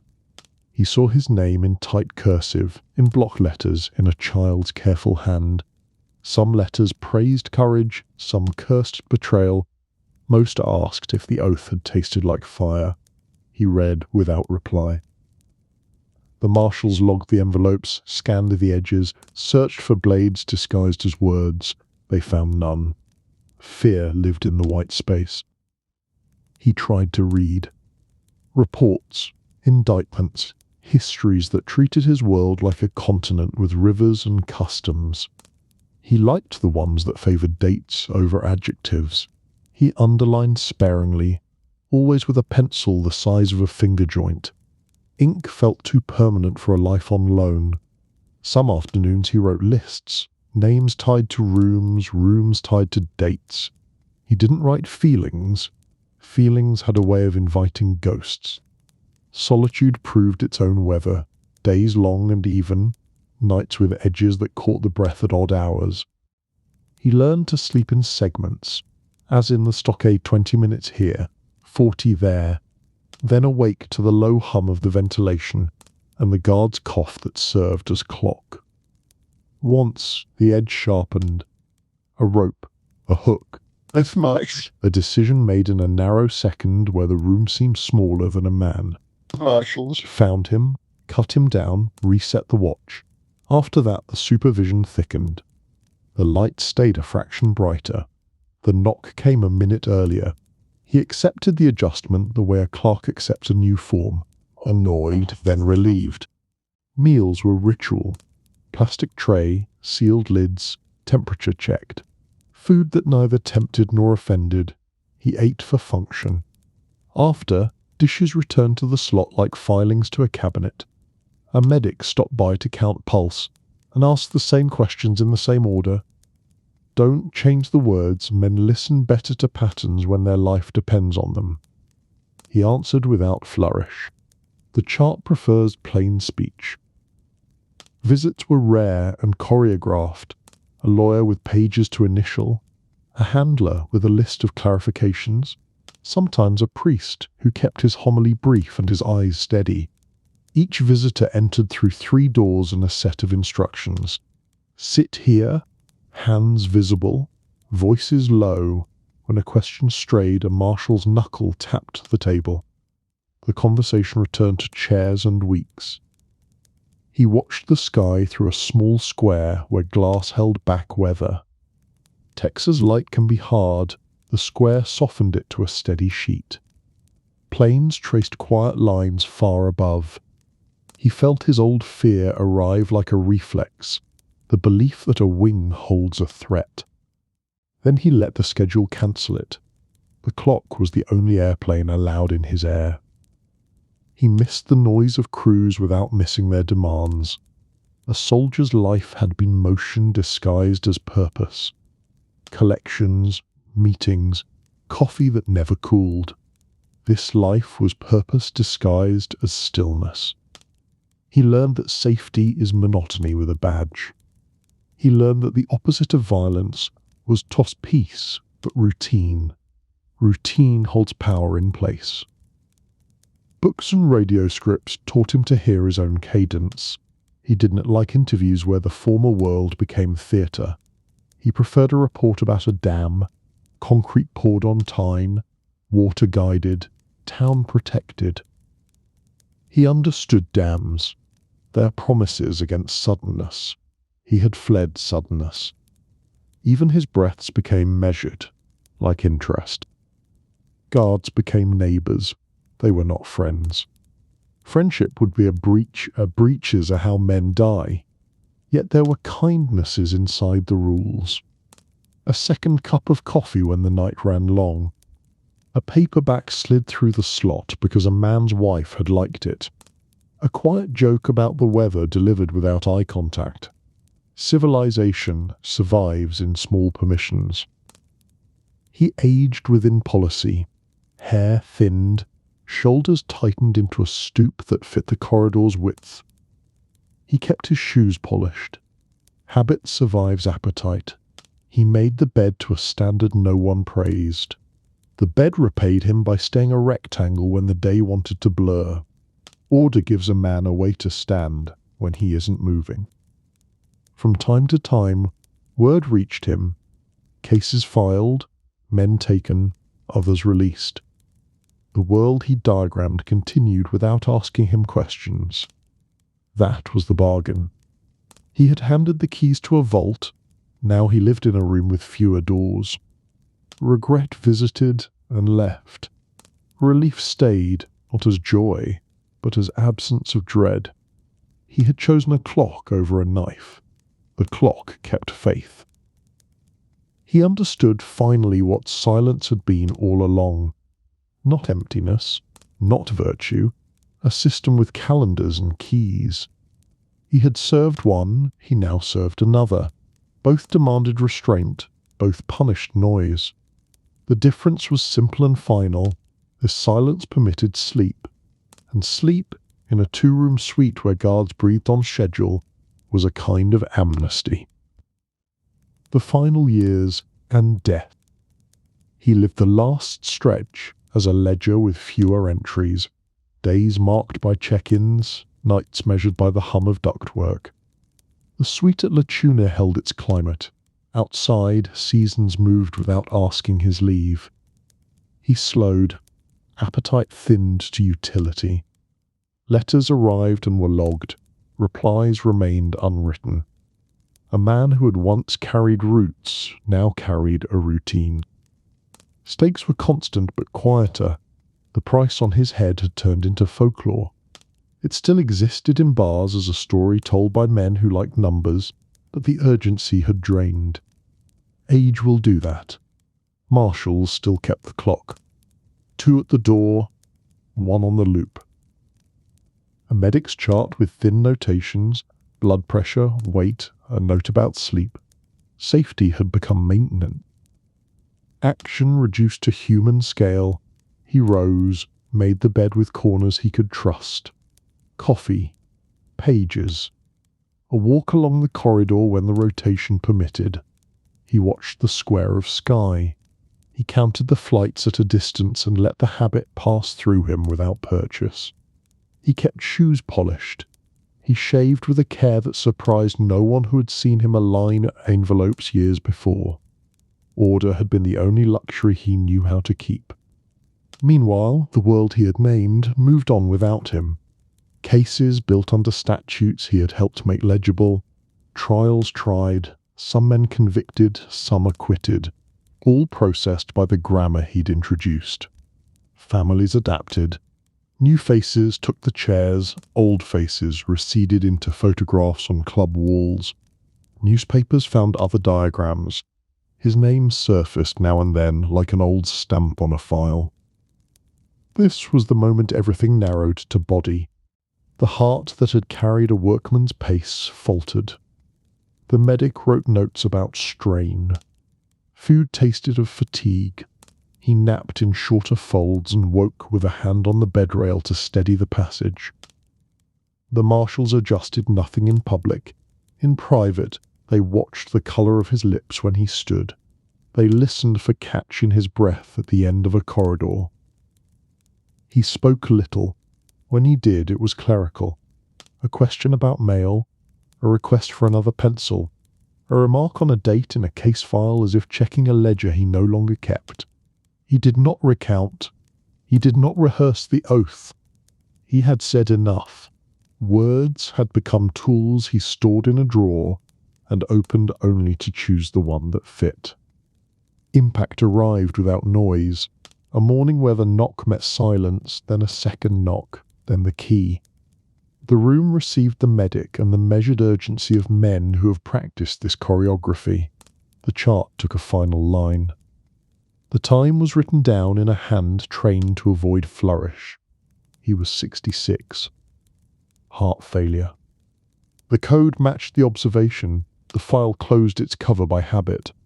The transfer was administrative and human. Paperwork first, chain of custody. Contact the executor listed in the file, a name that surprised some, puzzled others, but lived where he had placed it. A body handled with the same respect he had paid to chairs. The suite stood briefly empty, air still cool, the bed a strict rectangle. A marshal sat alone for a minute longer than the schedule required, then rose when the radio asked him to move. He left the fort of policy for a short road north. Gate of Heaven in Lewiston received him, not marble and procession, a plot, a stone. The ground accepted the weight the way ledgers accept entries, without commentary. He lay beside the woman he had designated to carry his last details. The city that had taught him roots existed far away, busy with other calendars, other names. In this way, the man who had broken a world of silence returned to a quieter earth. No parable, no speech at the grave, a file placed where weather would one day wear the letters soft. The codex he had turned outward remained in libraries and offices. Chairs, roots, calendars, money and force, still there, still read by people who prefer nouns to noise. His part ended as it had been lived in the end, measured, exact, unadorned. Conclusion. The man who changed organized crime. Forever PSN Morn Chuan. He taught the country that silence was not emptiness, but workflow, and that power, in his world, lived not in gunsmoke but in chairs, calendars, and envelopes. His voice turned rumor into record. The state learned to answer method with method. If this quiet history sharpened your sense for how power hides in routine, subscribe for more. Watch the next story on how a ledger undid a legend. And if this calm mattered to you, support the channel so we can keep building these careful rooms.